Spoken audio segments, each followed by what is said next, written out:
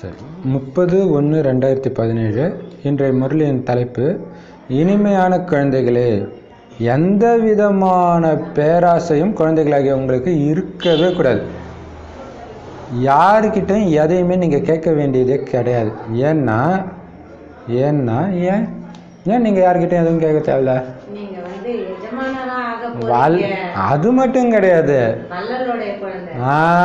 Super. வள்ளலுடைய குழந்தைங்க. வள்ளல் என்ன பண்ணுவாங்க? கேட்பாங்களா? வழங்கக்கூடியவங்க. ஒரு ஏழை குழந்தை தான் கேட்கும். வள்ளலுடைய குழந்தை கேட்கலாமா நீங்கள்? நீங்கள் வழங்கக்கூடியவர்கள். அதனால் உங்களுக்கு எதுக்கு பேரசா? ஒட்டுமொத்த உலகத்தையும் உங்கள் காலடியில் வச்சிருக்கிறாரு. பாபா அங்கே தேங்காய் உடைக்கிறாங்க, அதை போய் பொறிக்கலாமா? அது சிரிப்பார். உலகத்துக்கு அதிபதியாக அந்த மாதிரி தான் இதெல்லாம் பேராசைப்படுறது தான். ஒட்டுமொத்த உலகத்தையும் கொடுத்தாரு. இதுக்கு மேலே அடையிறதுக்கு என்ன இருக்கு? பாபா அடைஞ்சால் உலகமே அடைஞ்சது. நீங்கள் கொடுக்கக்கூடியவங்க, எதையும் கேட்க வேண்டிய அவசியம் கிடையாது. வள்ளலுடைய குழந்தைங்க இல்லையா? கேள்வி, நீங்கள் இறை மாணவர்கள். இறைவனுடைய குழந்தை மட்டும் கிடையாது, மாணவரும் கூட. அப்போ உங்களுடைய லட்சியம் என்ன? எது உங்கள் லட்சியம்? கிடையாது. பதில், பாபா மூலமாக கிடைச்சிட்டு இருக்கக்கூடிய இந்த ஞானத்தை கடைப்பிடிக்கிறது, நல்ல மதிப்போடு தேர்ச்சி அடையிறது, இதுதான் உங்களுடைய லட்சியம். அப்படியே பாபா சொல்கிறது அப்படியே ஒன்று விடாமல் காலைல ஏஞ்சதுலேருந்து நைட் வரையும் ஃபாலோ பண்ணால் எப்படி இருக்கும்? பயங்கரமாக இருக்குல்ல. அதுதான் உங்கள் லட்சியமே இல்லையா? ஒரு வினாடி விடாமல் எல்லாருமே சுப பாவனை, ஒரு வினாடி விடாமல் சக்தி கொடுத்துக்கிட்டே இருக்கிறது. இதுதான் நம்மளுடைய லட்சியம். அந்த ஞானத்தை கடைப்பிடிக்கிறது. அப்போ தான் மதிப்போட தேர்ச்சியும் அடைய முடியும். இதுதான் உங்களுடைய லட்சியமே தவிர, மற்றபடி இது வேணும் இது வேணும் இந்த மாதிரி ஆசை வைக்கிறதுலாம் உங்களுடைய லட்சியமே கிடையாது. என் அப்பாவுக்கு பிரியமானவனாக இருக்கணும் நான், அதுக்கு அப்பா சொல்கிறத கேட்கணும். இதை தவிர உங்களுக்கு வேறு எந்த ஆசையும் வேண்டாம். எந்த மனித ஆத்மாவோடையும் நீங்கள் கொடுக்கல் வாங்கல் வச்சுக்கிட்டு கணக்கை உருவாக்கிடாதீங்க புதுசாக. சூப்பர் இல்லையா? பாபாவுடைய நினைவுலேருந்து கர்மாதீத் ஆகிறதுக்கான முயற்சி செஞ்சுட்டு இருங்க. புதுசாக மனித உறவுகளை உருவாக்கிக்கிட்டே இருந்தீங்க அப்படின்னா என்ன ஆகும்? அவங்க ஞாபகம் தான் வந்துட்டு இருக்கோம். பாபா 2 நாள் முன்னாடி சொல்லியிருப்பார், வெள்ளிக்கிழமை வாணின்னு நினைக்கிறேன். என்ன சொல்லியிருப்பாருன்னா, யாருடைய நினைவாச்சும் உங்களுக்கு வந்துச்சுன்னா கடைசி நேரத்தில் கண்டிப்பாக இன்னொரு பிறவி இதே நரகத்தில் எடுத்துடுவீங்க. அது கடைசி நேரமாக இருந்தாலும் சரி. இப்போ எவ்வளோ பெரிய தண்டனை அது, இந்த துக்க உலகத்தில் மறுபடியும் பிறக்கிறது. அதுதான் பாபா சொல்றார், எல்லா கணக்கையும் முடிக்கிறதுக்கு இந்த பிறவி எடுத்தால் புதுசாக வேறு கணக்கு உருவாக்கிட்டு இருக்கிறீங்களா? வேண்டாம். பாபா நினைவு தவிர எதுவுமே இல்லாத நிலை இருக்குது, அந்த கர்மாதித்த நிலை. அதுக்கான முயற்சி செஞ்சுட்டு இருங்க. அதுக்கு பாபா சொல்கிறத கேட்டுட்டு இருக்கணும், அவ்வளோதான் இல்லையா? மற்ற எதுவுமே உங்களுக்கு வேண்டாம். பாடல், குழந்தை பருவத்தை மறந்துடாதீங்க. ஓம் சாந்தி. இது ஆன்மீக தந்தை மற்றும் குழந்தைங்களுடைய உறவு.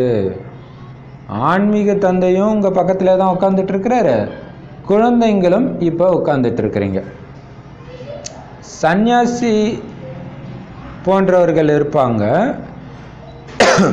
தன்னுடைய ஆசிரமத்திலேருந்து எங்கேயாவது அவங்க போனாங்கன்னா, இந்த சந்நியாசி இங்கே வசிக்கிறாரு, கீதை சாஸ்திரம்லாம் சொல்லிட்டு இருக்கிறாருன்னு சொல்லுவாங்க.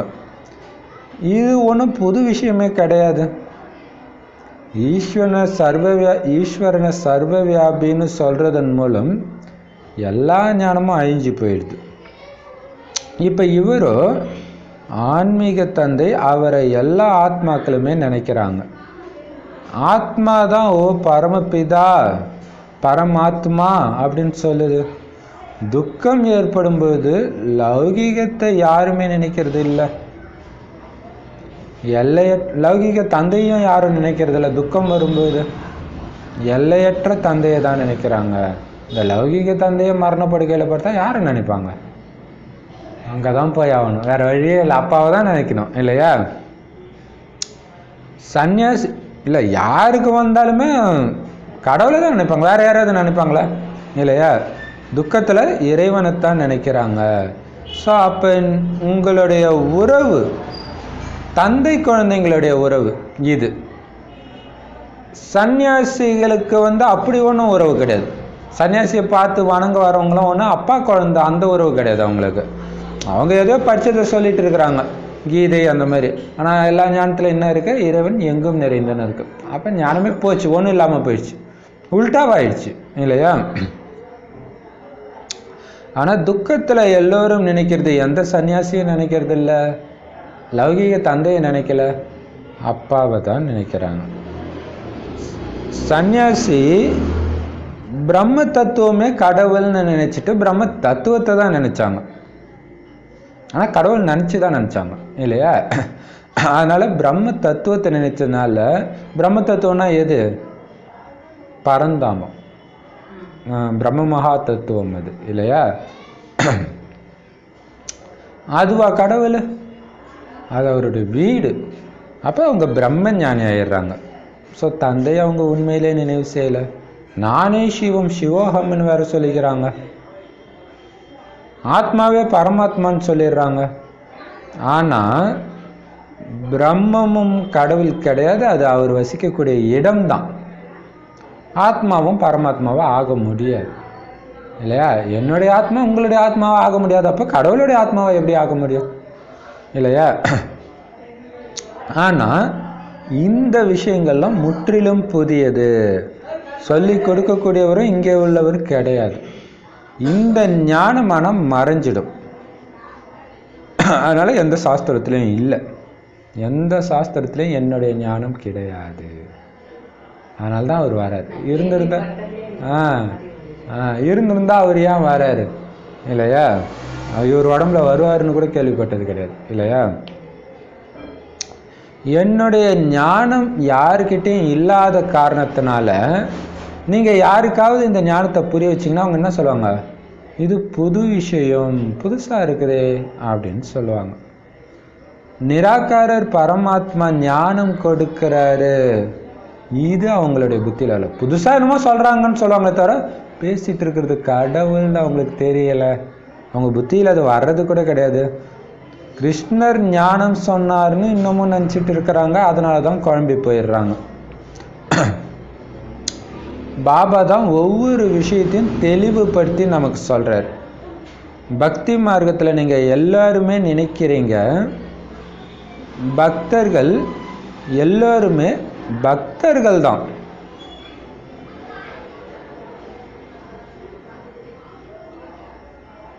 பகவான் ஒருத்தர் தான். சங்கராச்சாரியர் கடவுளா? அவரே கடவுளை நினைச்சார். அப்போ அவர் பக்தர் தானே, அவர் எப்படி கடவுளாக முடியும்?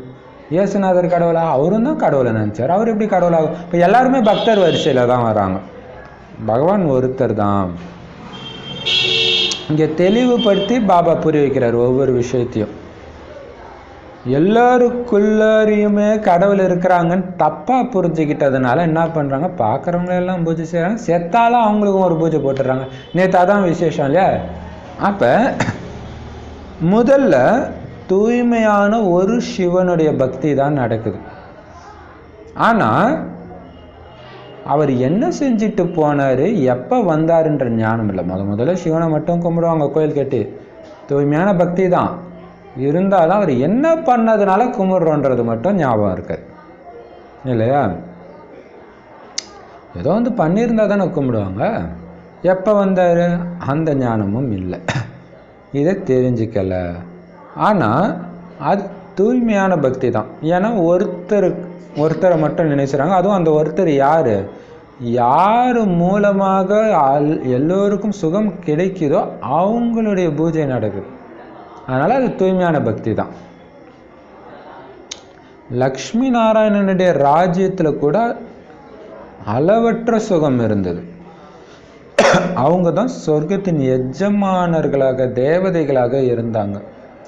லக்ஷ்மி நாராயணன் சத்யுகத்துடைய முதல் மகாராஜா மகாராணின்னு சொன்னால் எல்லாருமே ஏற்றுக்கிறாங்க. ஆனால் சத்யுகம் எத்தனை வருடம் இருந்தது, எவ்வளோ ஆயுள் சத்யுகத்துக்கு, அது யாருக்குமே தெரியல. பாபா தான் ஒவ்வொரு விஷயத்தையும் அழகாக தெளிவாக எளிமையாக நமக்கு புரிய வச்சிட்டு இருக்கிறார். குழந்தைங்க தான் பிராமணர்கள், இது புது படைப்பு இல்லையா? பிரம்மா உலகத்தை படைச்சாருன்றாங்க. பிரம்மாவுடைய குழந்தைங்க தான் பிராமணர்கள்னா அவர் படைத்தது யாராக இருக்கும்? பிராமணர்களாக தான் இருக்கும். பிரம்மா மூலமாக பிராமணர்கள் தான் படைக்கப்படுது. அப்போ இது புது படைப்பு தானே, புதுசு. வாய் வழியாக எங்கே பிறந்திருக்காங்க? உலகத்தில் எங்கேயாவது பிறந்திருக்கிறாங்களா குழந்தைன்ட்டு? நீங்கள் தான் வாய் வழியாக பிறந்த பிராமணர்கள். புது படைப்பு. பரமபிதா பரமாத்மா பிரஜாபிதா பிரம்மா மூலமாக இந்த புது சிருஷ்டியை படைக்கிறார். உங்களை உருவாக்கி, அதான் உங்களை உருவாக்குறதே புது சிருஷ்டி தான் இல்லையா? இதுவரை நரகத்தில் எல்லாம் எப்படி பார்ப்பாங்க, எப்படி சாப்பிடுவாங்க, எப்படி பேசுவாங்க, நீங்கள் எப்படி பார்க்குறீங்க, எப்படி பேசுகிறீங்க, எப்படி சாப்பிட்றீங்க, எல்லாமே வித்தியாசமாக இருக்குது இல்லையா? புது படைப்பு அப்படின்னு நீங்கள் எல்லோருக்கும் புரிய வைக்கலாம். புதுசாக படைக்கிறாரு, புதுசு, எல்லாமே புதுசு, எங்கள் பழக்க வழக்கங்கள் எல்லாமே புதுசுன்னு புரிய வைங்க. ஏன்னா எங்களை நடத்துகிறவர் யார்? கடவுள். இதை எல்லோரும் புரிஞ்சிக்கிறாங்க. இல்லைன்னா பிரஜாபிதான்னு ஏன் சொல்லுவாங்க? பிரஜைகளின் பிதான்னு ஒருத்தர் இருப்பார் தானே. பாருங்க, பிரஜாபிதானா என்ன அர்த்தம்? பிரஜைகள், மனிதர்கள், ராஜாக்கள் கிடையாது. ரெண்டு பிதா, பிரஜாபிதா, ஆன்மீக பிதா. அவர் தான் பரமபிதா. ஆன்மீக பிதா பரமபிதா. இவர் உடலுக்கு அப்பாவாக இருக்கார், ஆத்மாவுக்கு அவர் அப்பாவாக இருக்கிறார் இல்லையா? இப்போ தான் இந்த விஷயத்தெல்லாம் குழந்தைங்க நீங்கள் தெரிஞ்சிருக்கிறீங்க. ஆனால் இருந்தாலும் வேறு யாருக்கும் இன்னமும் தெரியல. ஏன்னா அவங்களுக்கு இந்த புது புது விஷயங்கள் எல்லாம் புரியவே மாட்டேங்குது. யாருக்கும் டக்குன்னு புரியாது. முதல் நாளே எல்லா ஞானமும் புரிஞ்சிச்சா? யாருக்காது புரியாது இல்லையா? எப்போ இதை கேட்டு கேட்டு உறுதி ஆகுதோ அப்போ தான் அவங்களுக்கு தெரியுது, இவ்வளோ நாள் நான் எவ்வளோ ஆழமான இருளில் இருந்திருக்கிறேன்ட்டு. ஏன்னா அப்போ விதண்டாவாதம் வேறு பேசியிருப்போம், நானே கேட்டிருக்கிறேன். அப்போ இது புரிஞ்சிக்கும் போது தான் சே எவ்வளோ முட்டாள்தனமாக நம்ம நடந்திருக்கிறோன்னு தெரியுது இல்லையா? பகவானை பற்றியும் அவங்க தெரிஞ்சுக்கல, தேவதைகளை பற்றியும் தெரிஞ்சுக்கல. யார் வாழ்ந்து இல்லையா? யாரை பற்றியுமே கரெக்டான ஒரு வரலாறு கிடையாது, எங்கேயுமே கிடையாது. பகவானை பற்றியும் கிடையாது, தேவதைகளை பற்றியும் தப்பு தப்பாக தான் எழுதியிருக்கிறாங்க.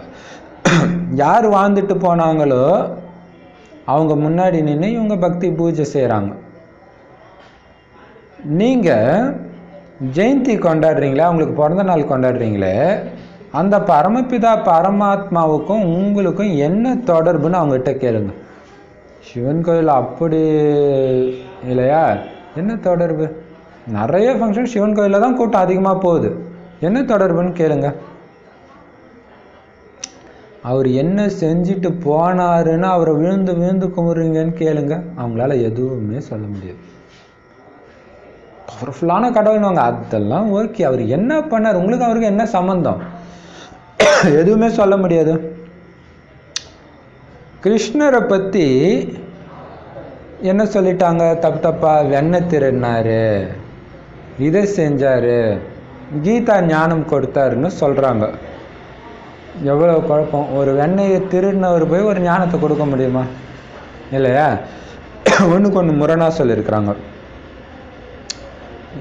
ஏன்னா கீதையை உலகத்துக்கு கொடுக்கறது வந்து மிகப்பெரிய விஷயம். அதை பண்ண ஒருத்தராக வெண்ணெய் திருடி இருக்க முடியும்? வள்ளல் ஒரு ஈஸ்வரன் தானே தவிர கிருஷ்ணர் கிடையாது. அவரை வள்ளல்னு சொல்ல முடியாது. ஆனால் பாவம் அவங்க குழம்பி போயிருக்கிறாங்க, என்ன பண்ணுவாங்க அப்படிங்கிறார். இதுவும் நாடகத்தில் நிச்சயிக்கப்பட்டிருக்கு. இதுதான் பெரிய விஷயம். இவ்வளோ பெரிய தப்பு பண்ணதுனால தான் இன்னைக்கு கடவுளை யாராலும் கண்டுபிடிக்க முடியல. இருந்தாலும் பாபா சார் நாடகத்தில் பதிவாக இருக்கு.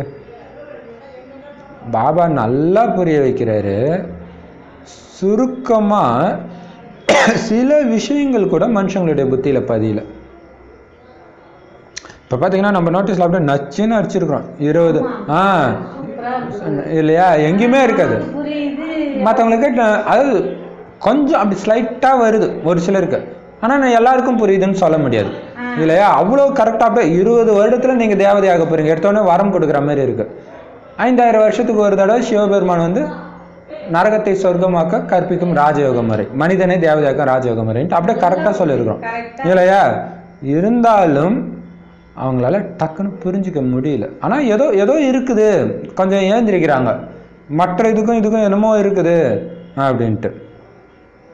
அப்போ சுருக்கமாக சொன்னால் கூட புத்தியில் பதிய மாட்டேங்குது. ஒருவேளை ஒவ்வொருத்தருடைய 84 பிறவிகளுடைய கதையை எடுத்தால் எவ்வளோ இருக்கும்னு தெரியாது. பாபா எல்லாருடைய கதையுமா சொல்கிறாரு? பாபா சொல்கிறதெல்லாம் ஒருத்தருடைய கதை தான். யாருடைய கதை? பிரம்ம பாபா, ஸ்ரீகிருஷ்ணருடைய கதை. அதை சொல்லி அது எல்லாமே உங்களுக்கும் பொருந்தும்ட்டார். அது எனக்கு தான் அப்படின்னு நீங்கள் நினச்சிக்கிட்டீங்கன்னா அவருக்கு ஈக்குவல் ஆகிடுவீங்க. அது அவருக்கு தான், நமக்கு கிடையாதுன்னு நினச்சிங்கன்னா ரொம்ப எட்ட போயிடுவீங்க இல்லையா? அவர் அப்படியே என்னத்தான் சொல்கிறாரு நம்பினாரு ஆயிட்டார். அதில் தான் இருக்குது. ஏன்னா ஒவ்வொருத்தருடைய 84 பிறவி, அதுவுமே இவருக்குமே 84 பிறவி கதையும் அப்படி தெளிவாக சொல்லலை. மெயின் விஷயம் தான் சொன்னார். நாராயணன் சொன்னார், அடுத்தது என்னவானார் சொல்ல. ஃபர்ஸ்ட் பிறவி நாராயணன் சொன்னார், அப்புறம் பக்தியில் விக்ரமாதித்தன் சொன்னார், இப்போ பிரம்மானார், அவ்வளோதான் இல்லையா? அப்போ ஒவ்வொருத்தருடைய 84 பிறவி கதையை எடுத்தால் எவ்வளோ இருக்கும். அப்போ பாபா இதை நமக்கு தான் சொல்கிறார். சுருக்கமாக தான் நான் சொல்கிறேன், அதுவே உங்களுக்கு பதிய மாட்டேங்குதுன்றார் இல்லையா? சுருக்கமாக தான். கிருஷ்ணர் இருந்தார், அப்போ சொர்க்கம் இப்படி இருந்துச்சுன்றாரு, நடுவில் பக்தி இப்படி வந்துச்சுன்னாரு, இப்போ கடைசின்றோம். அதுவே பதியிலேயே நான் 84 பிறவியோடைய கதை ஒவ்வொருத்தருடைய ஜாதகத்தையும் எடுத்தால் எவ்வளோ இருக்குன்னே தெரியாது. அதனால் பாபா சொல்கிறார், அதை போய் ஆராய்ச்சி பண்ணுறதெல்லாம் விட்டுட்டு என்ன பண்ணணும்? என்ன மட்டும் நினைங்கன்னு பாபா சொல்கிறார். இதுதான் பெரிய விஷயம். இப்போ பார்த்தீங்கன்னா சங்கர் பார்ட்டின்னு ஒரு குரூப் அது இன்னும் என்னமோ கதை சொல்லும். ஆனால் ஒரு விஷயத்தை அவங்க புரிஞ்சிக்கல. பாபா சொல்கிற இந்த கதையே முதல்ல தேவையில்லை நமக்கு. என்ன நினைங்க, அதுதான் மெயின். அது சும்மா சுவாரஸ்யத்துக்காக சொல்கிறாங்க. இதை விட்டுட்டு புதுசாக ஒன்று இருக்குதுன்ட்டு போயிட்டு இருக்கிறாங்க. எவ்வளோ பெரிய பரிதாபத்துக்குரியவங்க இல்லையா? பாபா சார் எல்லாத்தையும் விட்டுட்டு என்ன மட்டும் நினைங்க. கொஞ்சம் விஸ்தாரமாக எப்பயாச்சும் பாபா புரிய வச்சாருன்னா மனிதர்களுடைய சந்தேகம் விலகி போயிடும். மற்றபடி என்ன நினைங்கன்ற இந்த சின்ன விஷயம்தான் மெயின். அதுக்கு தான் பாபா வந்திருக்கிறது. அதில் தான் உங்கள் பாவம் போகும் இல்லையா? ஈஸ்வரனை நினைங்கன்றது எப்படின்னா ஒரு மந்திரத்தை கொடுக்குற மாதிரி, அதுவும் மகா மந்திரம். இதனால எதை வேணாலும் நீங்கள் சாதிக்கலாம். அதைத்தான் நாம் பண்ணுறோம் இல்லையா? நோட்டீஸில் என்ன பண்ணுறோம்? அந்த மந்திரத்தை தான் கொடுக்குறோம், இதை யூஸ் பண்ணுங்க அப்படின்ட்டு. ஆனால் ஈஸ்வரனை நினைக்கிறதுனால உங்களுடைய பாவங்கள் அழியும், நீங்கள் ஈஸ்வரன் கிட்ட போய் சேருவீங்கன்னு யாருமே சொல்ல மாட்டாங்க.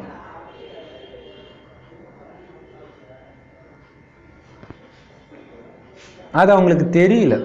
தெரியாதனால என்ன பண்ணிட்டாங்க? கங்கையில் போய் குளிச்சுறாங்க, பாவம் அழியுன்ட்டு. சிவன் கோயிலில் இருக்கிற குளத்தில் தை அமாவாசையில் போய் குளிக்கிறாங்க. அவரை நினைக்கணுன்றது தெரியாமல் அதாவது அவர்கிட்ட வெளிப்படுற ஞான கங்கை இல்லையா, ஞானத்தில் குளிக்கணுன்றதை மறந்து அப்படி பண்ணுறாங்க. ஆனால் பாபா தான் நமக்கு சொல்கிறாரு, கங்கையில் நீராடுறதுனாலெல்லாம் பாவம் அழியாது. அப்படி அழிகிறதா இருந்தால் கடவுள் எதுக்கு? கடவுளே தேவையில்லையே இல்லையா? இந்த சமயம் பாவங்களின் சுமை மிகவும் கடுமையானது. அவ்வளோ இருக்குது, எரிக்கிறதுக்கே உங்களுக்கு டைம் பத்தாது. இப்போ மற்றதெல்லாம் நினச்சி ஏன் சேர்த்துக்கிறீங்க இல்லையா? ஏன்னா இப்போ நல்ல காரியம் மனிதர்கள் செய்கிறாங்கன்னா அது ரொம்ப ரொம்ப ரொம்ப ரொம்ப கம்மின்றது. எப்போவோ ஒரு தடவை நடக்குது நல்ல காரியம், அவ்வளோதான். எப்பயோ ஒரு ஃபங்க்ஷன் வந்துச்சுன்னா ஏதோ அன்னதானம் அந்த மாதிரி பண்ணுவாங்க. வருஷம் ஃபுல்லாக தப்பு பண்ணிவிட்டு அது மாதிரி பண்ணுறாங்க இல்லையா? அப்போ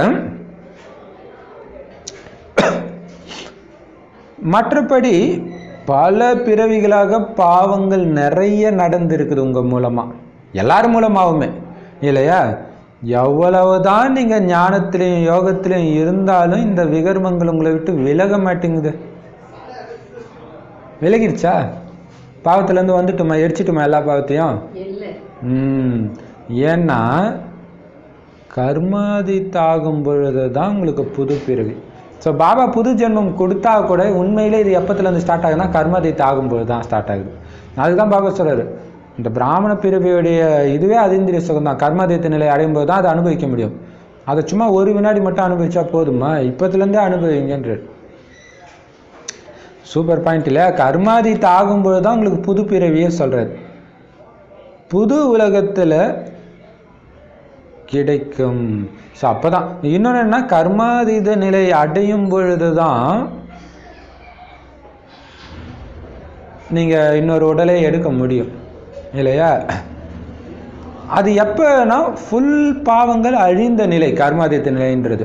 வேறு எந்த நினைவும் வரலன்னா என்ன அர்த்தம்? பாவம் போயிடுச்சின்னு அர்த்தம். வேறு எதுவுமே வரல, எந்த ஞாபகமும் இருக்காது இல்லையா? எவ்வளோ விஷயம். ஒரு சிவபாபா மட்டுமே புத்தியில் ஒரு 20 நிமிஷம் இருந்தால் கூட எப்படி இருக்கும்?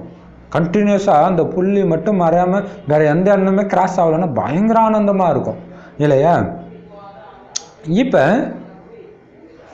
ஒருவேளை கொஞ்சம் விகர்மம் இருந்தால் கூட பழைய உலகத்தில் இன்னொரு பிறவி எடுக்க வேண்டி இருக்கும் சரீரம் விடும்பொழுது. பெண்டிங் கொஞ்சம் நாள் நீங்கள் பிறக்கணும், ஏன்னா அந்த பெண்டிங் இருக்கிறது உங்களுக்கு கண்டிப்பாக ஞாபகம் வரும். அதுதான் 2 நாள் முன்னாடி சொன்னார்.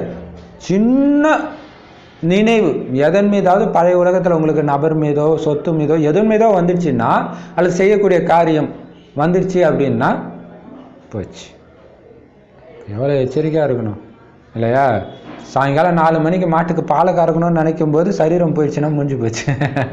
மறுபடியும் பாலை கறக்கிறதுக்கு பிறக்க வேண்டியதாக போயிடும். ஏன்னா அவங்களுடைய அந்த இது இல்லையா? இப்போ ஹோட்டல் வச்சுருக்கோம், இந்த டைம் இதை பண்ணணும், மாவை கரைக்கணும், கிரைண்டர் போடணுன்றது அந்த எண்ணம். அதுக்கு தான் அந்த செய்கிற காரியத்தில் உங்கள் புத்தி போக முடியாத அளவுக்கு பாபா நினைங்கன்றார். இப்போ எவ்வளோ எச்சரிக்கையாக இருக்கணும்பாங்க. ஒரு 2 நாடி இது என்னுடைய கடைசி நேரம் கடைசி நேரம் கடைசி நேரம் ஓடிக்கிட்டே இருக்கணும். இப்போ பாபா சொல்ற அப்படி இல்லைன்னா இன்னொரு பெரிய, அதை விட பெரிய தண்டனை என்ன இருக்குது இந்த நரகத்தை? ஏன்னா இப்போயே பின்னோக்கி திரும்பி பார்த்தாலே பயமாக இல்லை நம்ம வாழ்க்கையில் நடந்ததெல்லாம். இப்போ இன்னொரு பிறவி வேறு அர்த்தம். ஏன்னா இப்போ உலகம் ரொம்ப மோசமாக இருக்குது, நம்மளே கண்ணு முன்னாடி பார்க்குறோம். இன்னொரு பிறவி எடுக்க வேண்டியிருக்கும். குழந்தைங்களுக்கு நிறைய ஞானம் பாபா கொடுத்துட்டே இருக்கிறார். அதனால் பாபா சொல்கிறாரு, பாபா நீ நடத்தது எதுவுமே புரியலன்னு நீங்கள் சொன்னால் கூட பரவாயில்ல, அப்பாவை மட்டும் நினைங்க. அவர் நிறையா தான் கொடுத்துட்ருக்காரு. ஏன்னா எல்லாத்தையும் ஞாபகம் வச்சுக்கிட்டு அவ்வளோ ஈஸி கிடையாது தான். அப்பாவை நினைங்க. ஏன்னா இந்த ஒரு விஷயத்தின் மூலமாகவே கூட நீங்கள் நொடியில் சொர்க்கத்தின் சக்கரவர்த்தி பதவி கிடச்சிடும். ஏன்னா கடைசி நேரம் என்ன உங்கள் புத்தியில் இருந்ததுன்றதான் உங்களை தீர்மானிக்குது உங்களுடைய பதவியை. ஸோ அப்பாவை நினைக்கணுன்றது மட்டுமே இருந்தால் கூட ஒரு வினாடியில் நீங்கள் சொர்க்கத்தின் சக்கரவர்த்தி ஆகிடுவீங்க. கடவுள் நண்பன்னு ஒரு கதை இருக்குது. அதில் ஒரு நாளைக்காக மட்டும் சக்கரவர்த்தி பதவியை கொடுத்தாங்க. ஆனால் இப்போ தாயும் நீயே, தந்தையும் நீயே, நண்பனும் நீயே, பாபா தான் இது எல்லாமேன்னு நீங்கள் தெரிஞ்சுக்கிட்டீங்க. அப்படின்னா இறைவன் நண்பனாகி விட்டார் அல்லவா? ஆக்சுவலாக ஞாயிற்றுக்கிழமை மாநில அதான் வரும், நான் உங்களை நண்பனாக பார்க்க வந்திருக்கிறேன் அப்படின்ட்டு. அலாவுதீன் இறை நண்பன். இந்த விஷயங்கள் எல்லாமே இந்த சமயத்துடையது. ஒரு நொடியில் பாபா உங்களுக்கு சொர்க்கத்தின் ராஜ பதவியை கொடுக்குறாரு. பெண் குழந்தைங்க தியானத்தில், அதாவது டிரான்ஸில் போகும்பொழுது அங்கே இளவரசி ஆகியிருந்தாங்க. அங்கே இருக்கிற எல்லா விஷயங்களையும் வந்து பார்த்துட்டு வந்து சொன்னாங்க. இப்போ நீங்கள் பாபாவை தெரிஞ்சுக்கிறீங்க. சொர்க்கத்தின் இறை தந்தை நிச்சயமாக புது உலகத்தின் சொர்க்கத்தை தானே படைப்பாருன்னு எல்லோருமே சொல்கிறாங்க. பாரதமே பொற்காலமாக இருந்தது. இப்போ வேற எந்த தர்மமும் கிடையாது. சரி, அந்த நேரத்தில் சொர்க்கமாக இருந்தபோது வேற எந்த மதமும் தர்மமும் கிடையாது. கிறிஸ்து வர்றதுக்கு 3000 வருடங்களுக்கு முன்பு பாரதம் சொர்க்கமாக இருந்துச்சுன்னு கிறிஸ்தவர்கள் சொல்கிறாங்க. அங்கே லக்ஷ்மி நாராயணன் ராஜ்யம் செஞ்சாங்க. அதனால தான் இவங்களுக்கு இந்த ஆஸ்தி எங்கேருந்து கிடைச்சிது அப்படின்னு கேட்குறாங்க. பாரதவாசிகளுக்கு இவங்களோட என்ன சம்பந்தம் இருக்குது? இவங்க முதல்ல சொர்க்கத்துக்கு அதிபதியாக இருந்தாங்க, இப்போ நரகமாக இருக்குது. இவங்க எங்கே போனாங்க? பிறப்பு இறப்பை ஏற்றுக்கிறாங்க தானே எல்லோரும். ஆத்மா பிறப்பு இறப்பில் வரும்பொழுது தானே 84 பிறவிகளை எடுக்கும். இல்லைன்னா எப்படி எடுக்கும்? உலகத்தில் பல வழிகள் இருக்குது. சிலர் மறுபிறவியை ஏற்றுக்கிறாங்க, சிலர் ஏற்றுக்கிறது கிடையாது. பரமபிதா பரமாத்மா சிவனுக்கும் உங்களுக்கும் என்ன சம்மந்தம்னு நீங்கள் எப்போவுமே மற்றவங்களை கேளுங்க. கண்டினியூஸாக 1 மாதமாக இதை வச்சே கேட்டுருக்காரு. இப்படி கேட்டு புரிய வைங்க, என்ன தொடர்பு உங்களுக்கும் கடவுளுக்கு. அப்பான்னு சொன்னோன்னே ஆஸ்தி ஞாபகம் வந்துடும்ன்றதுக்காக. இந்த பிரம்மா விஷ்ணு சங்கரர் யார், எங்கே வசிக்கக்கூடியவங்க உங்களுக்கு தான் தெரியும். எங்கே வசிக்கக்கூடியவங்க? அவங்க சூக்ஷ்ம வதனத்தில் வசிக்கக்கூடியவங்க. வேறு யாருமே இப்படி சொல்ல முடியாது. உங்களுக்கு எவ்வளவு ஈஸியாக இருக்குது இந்த விஷயங்கள்லாம். தாய்மார்களுக்கு வேலை போன்ற எந்த ஆர்வமும் கிடையாது. வீட்டில் வசிக்கக்கூடியவங்க எந்த ஒரு வேலை தொழில் பற்றியும் பூசல் இல்லை. அப்பாவிடமிருந்து ஆஸ்தி அடையணும். ஆண்களுக்கு ஆர்வம் இருக்குது, நீங்கள் தங்களுடைய பதவி அடையுங்க, உலகத்துக்கு அதிபதி ஆகுங்கன்னு பாபா உங்களுக்கு சொல்கிறாரு. பணக்காரர்களுக்கு பாருங்கள் எவ்வளவு கவலை இருக்குது. உலகத்தில் லஞ்சம் வாங்குகிற பழக்கம் நிறைய இருக்குது. உங்களுக்கு லஞ்சம் போன்றவை வாங்க வேண்டிய அவசியமே கிடையாது. அது வியாபாரிகளுடைய வேலை. நீங்கள் இதிலிருந்து எல்லாம் விடுபட்டு இருக்கிறீங்க. இருந்தாலும் மாயை குடுமியுடன் பிடிச்சிக்குதான். அதனால் ஏதாவது கொஞ்சம் பேராசை இருந்துச்சுன்னா மாணவர்களிடம் கேட்டுக்கிட்டே இருப்பாங்க. குழந்தைகளை யாரிடமும் கேட்காதீங்கன்னு பாபா சொல்கிறார். ஏன்னா நீங்கள் வள்ளலுடைய குழந்தை. நீங்கள் கொடுக்கணுமா அல்லது கேட்கணுமா? உங்களுக்கு என்ன வேணுமோ சிவபாபா கிட்ட இருந்து கிடைக்குது. வேற யாரிடம் இருந்தாவது நீங்கள் வாங்குனீங்கன்னா அவங்களுடைய ஞாபகம் தான் வரும். ஒவ்வொரு பொருளையும் சிவபாபா கிட்ட இருந்து பெற்றீர்கள் என்றால் அடிக்கடி உங்களுக்கு சிவபாபாவுடைய நினைவு தான் ஏற்படும். உங்களுடைய கொடுக்கல் வாங்கலின் கணக்கு என்னோட மட்டும்தான் இருக்குதுன்னு சிவபாபா சொல்கிறார். இந்த பிரம்மாவே இடையில தரகர் தான், கொடுக்கக்கூடியவர் நான் தான். நீங்கள் என்னுடன் பிரம்மா மூலமாக தொடர்பு வைங்க. எந்த ஒரு பொருளையும் மற்றவங்க கிட்டேருந்து நீங்கள் வாங்கினீங்கன்னா உங்களுக்கு கண்டிப்பாக அவங்களுடைய நினைவு தான் ஏற்படும். மேலும் நீங்கள் எப்படி சொல்கிறார் பாருங்க, என்னாவாயிடுவீங்க? விபச்சாரி ஆகி விடுவீர்கள். சிவபாபாவின் பண்டாராவிலிருந்து நீங்கள் பொருட்களை எடுத்துக்குங்க. வேற யார்கிட்டையும் கேட்காதீங்க. இல்லைன்னா கொடுப்பவர்களுக்கு நஷ்டம் ஏற்படுது. ஏன்னா அவங்க சிவபாபாவுடைய பண்டாராவுக்கு கொடுக்கல, சிவபாபாவுடைய பண்டாராவுக்கு கொடுக்கணும். மனிதர்களிடம் கொடுக்கல் வாங்கலின் தொடர்பை நீண்ட காலம் வச்சிருந்தீங்க. இப்போ உங்களுடைய தொடர்பு நேரடியாக சிவபாபா கிட்ட இருக்கு. ஆனால் குழந்தைங்களுக்குள்ள பேராசைன்ற பூதம் இருக்குதுன்னு பாபாவுக்கு தெரியுது. நாங்கள் சிவபாபாவை பார்க்கலன்னு பல குழந்தைங்க சொல்கிறாங்க. அதுக்கு பாபா சொல்கிறாரு, அட நீங்கள் உங்களை பார்த்துருக்குறீங்களா? உங்களுக்கு தங்களின் ஆத்மாவின் காட்சி கிடைச்சிருக்குதா? சரி, இந்த பாயிண்ட்டுக்கு அப்புறம் வரலாம். இப்போ பாபா சொல்கிறாரு, கடவுள் நண்பன் அந்த கதை தெரியும் தானே? தெரியுமா? குதா தோஸ்த் ஞாபகம் இருக்கா? நான் சொல்லியிருக்கிறேன்னா என்ன அப்படின்னா, ஒரு பையனுக்கு வந்து கடவுள் ஃப்ரெண்டாக இருப்பார். அந்த ஊரில் ஒரு வழக்கம் இருக்கும், அந்த ராஜாவுக்கு வாரிசு இருக்காது. அதனால் என்ன பண்ணுவாருன்னா ஒரு சட்டம் ஏற்றிருப்பார், எனக்கு அப்புறம் யார் வேணாலும் ராஜாவாகலாம், ஆனால் ஒரு வருஷத்துக்கு தான். ஆனால் இதில் ஒரு நாளுன்னு போட்டிருக்கிறாங்க. ஸோ கொஞ்சம் மாறி இருக்கும். ஒருவேளை ஒரு நாளாக கூட இருக்கலாம், தெரியல. ஸோ ஒரு வருஷம்னு இருக்கும். ஒரு வருஷத்துக்கு அப்புறம் என்ன பண்ணால் அந்த ராஜா நாட்டை விட்டு காட்டுக்கு போயிடணும். அது பயங்கரமான காடு, சிங்கம் புலிலாம் வாழற காடு. ஸோ கண்டிப்பாக செத்து போயிடுவாங்க. ஸோ அப்படி ஒரு நியமம். ஸோ ஒருத்தர் போய் அடுத்தது யார் அப்படின்னு பார்க்கும்பொழுது இவன் வந்து கடவுள் ஃப்ரெண்டு இல்லையா, கடவுள்கிட்ட கேட்குறான். கடவுள் சொல்கிறார், நீ ஆகிடு. இன்னும் என்ன மாதிரி நான் சொல்கிற நம்பிக்கையிலே நீ ஆகு அப்படின்னு ஆகிடும். ஆனோடனே கடவுள் சொல்கிறார், அங்கே நீ தானே ராஜா, நீ சொன்னாலாம் கேட்பாங்கல்ல, கொஞ்சம் கொஞ்சமாக அந்த காட்டை எல்லாம் அழித்து அங்கே அரண்மனை கட்டி முடிக்க 1 வருஷம் ஆயிடுச்சு. இவனுடைய டைம் முடிஞ்சோடனே சொல்லுவான், நான் இப்போ அங்கே போகிறேன், என் கூட வரவங்க வாங்க. ஸோ அது எந்த டைமுடைய கதைன்னா இப்போ நடக்கிறது. உலகம் எப்படி இருக்குது? காடாக இருக்குது. இப்போ பாபா சொல்கிறார், கொஞ்சம் கொஞ்சமாக அவங்களுடைய அசுர குணம் காடு மாதிரி இருக்கிறதெல்லாம் மாற்றினோடனே அங்கே போயிடுவீங்க மாற்றலாய். ஸோ அந்த கதை. அப்புறம் அலாவுதீன் அற்புத விளக்குன்னு ஒரு படம் கூட இருக்குது இல்லையா? ஸோ அதில் என்னென்னா, அந்த விளக்கை இப்படி தேய்ச்சாங்கன்னா பூதம் வரும், என்ன கேட்டாலும் கொடுக்கும். அந்த மாதிரி இருக்கிறார் பாபா. பாபான்ற அந்த ஒலி விளக்கு ஒலியை நினச்சி என்ன கேட்டாலும் கிடச்சிடுது. ஸோ எல்லாமே இந்த சமயத்தோடையது.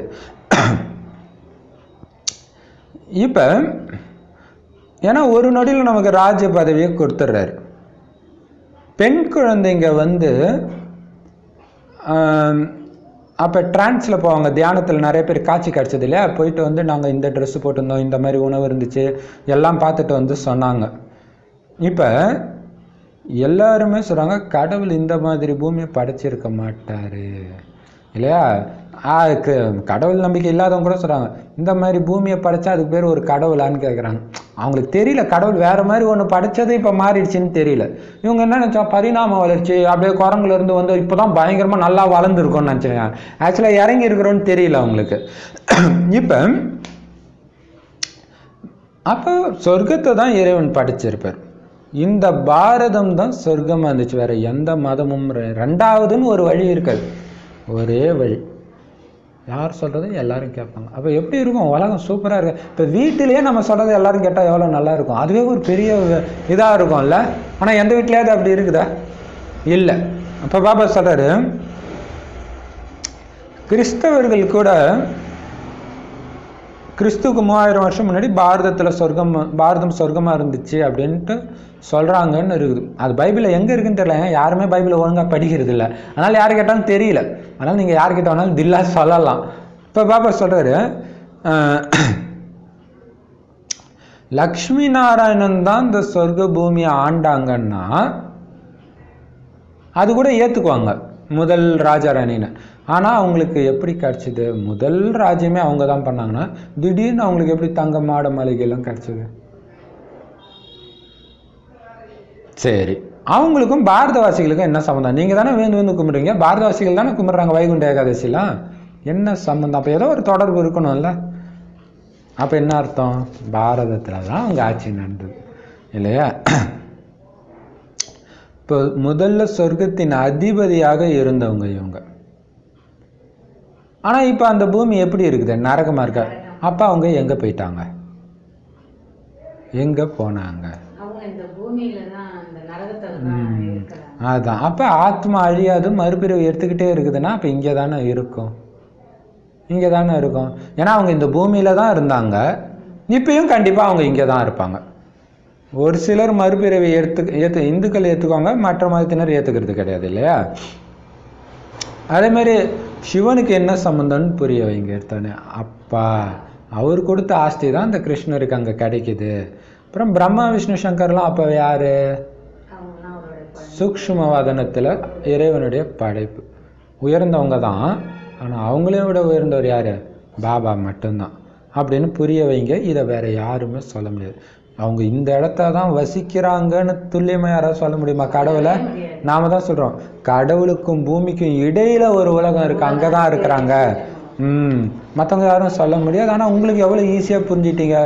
இப்போ பாபா உங்களை ஏற்றுறாரு பாருங்க. ஏன்னா இப்போ உங்கள் 2 பேருக்குமே ஒன்றும் பிரச்சனை கிடையாது, வெளியிலலாம் நீங்கள் வேலைக்கு போகல இல்லையா. இருந்தாலும் ஏதோ கொஞ்சம் பிஸ்னஸ் பண்ணுறீங்க. அதுவும் இல்லாமல் தான் இருந்தாங்க ஒரு காலத்தில் பெண்கள். வீட்டு இதை மட்டும் சமையல் அது ஏதோ அப்படியே கௌரவ குறைச்சல் மாதிரி, வா வேலைக்கு வா அப்படி இப்படின்னு சொல்லி எல்லாரையும் ஆஸ்பத்திரியில் படுக்க வச்சுட்டாங்க. ஆனால் அப்போ 69க்கு முந்தைய வாணினா அப்போ கண்டிப்பாக எந்த பெண்களுமே வேலைக்கெல்லாம் போயிருக்க மாட்டாங்க. இப்போ பாபா சொல்கிறாரு தாய்மார்களுக்கு வேலை மாதிரி ஆர்வமெல்லாம் கிடையாது. வேலை பண்ணணும், பிஸ்னஸ் பண்ணணும், சம்பாதிக்கணும், இந்த ஆர்வம் கிடையாது. அதுதான் அவங்களுடைய ப்ளஸ் பாயிண்ட்டே சொல்கிறாரு. ஆனால் இப்போ பெண்களுக்கே அந்த மாதிரி ஆர்வம் வர ஆரம்பிச்சிச்சு இல்லையா. குழந்தை இருந்துச்சுன்னா, ஏன்னா உலகம் அப்படி மோசமாக இருக்குது, கணவன் முதல்ல இறப்பாரா குழந்தை இறப்பாரா தெரியல. அதனால் இவங்க என்ன பண்ணுவாங்க, நமக்கு சேஃப்டிக்குன்னு இவங்க சம்பாதிச்சுன்னு இருக்கிறாங்க. ஆனால் அப்போல்லாம் இந்த மாதிரி பயம் கிடையாது இல்லையா. இந்த மாதிரி ஏன்னா அதுவும் இல்லாமல் அது இல்லாட்டினாலும் குழந்தையும் நம்மளை காப்பாற்றாமல் போயிடுமா, அந்த மாதிரி பயம்லாம் வந்துடுச்சு. இப்போ அவங்கவுங்க தனக்காகவாது சேர்த்துக்கிறாங்க. அதான் இப்போ அப்படி ஆயிடுச்சு உலகம். ஆனால் அப்போ எதை பற்றியும் கவலைப்படல.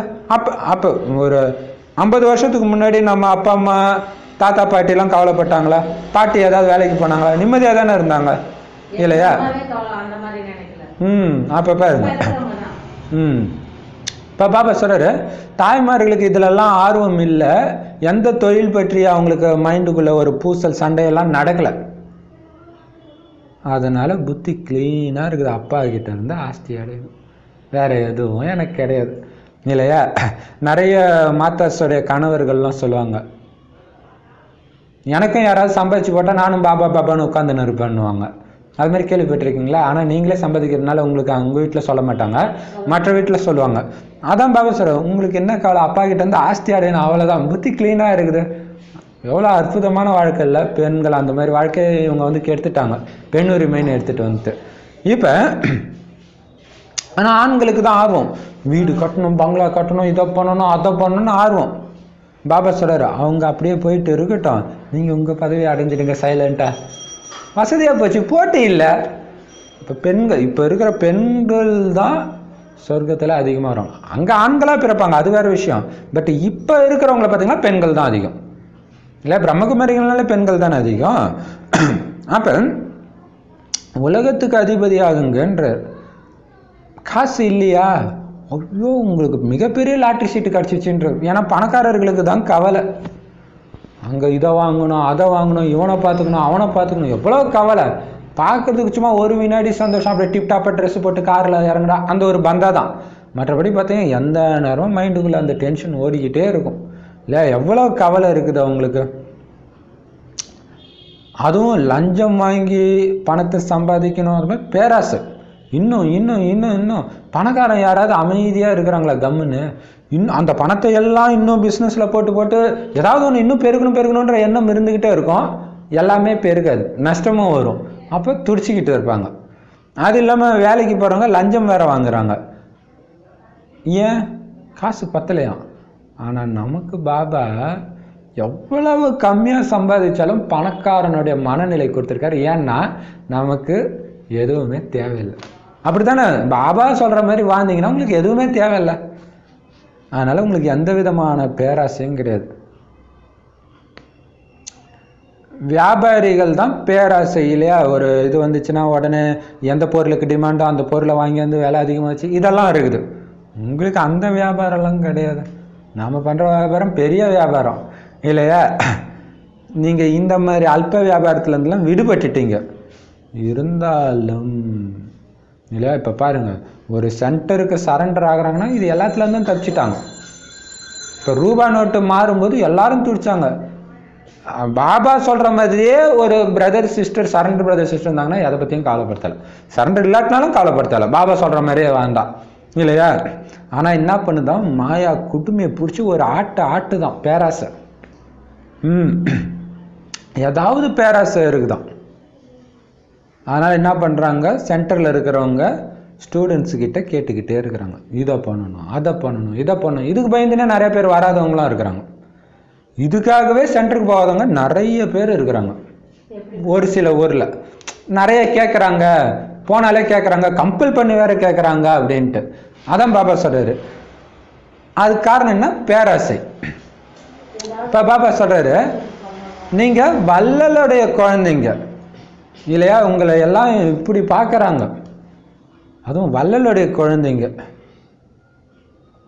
அப்போ நீங்கள் முடிவு பண்ணீங்க, நீங்கள் கொடுக்குறவங்களா எடுக்கிறவங்களா?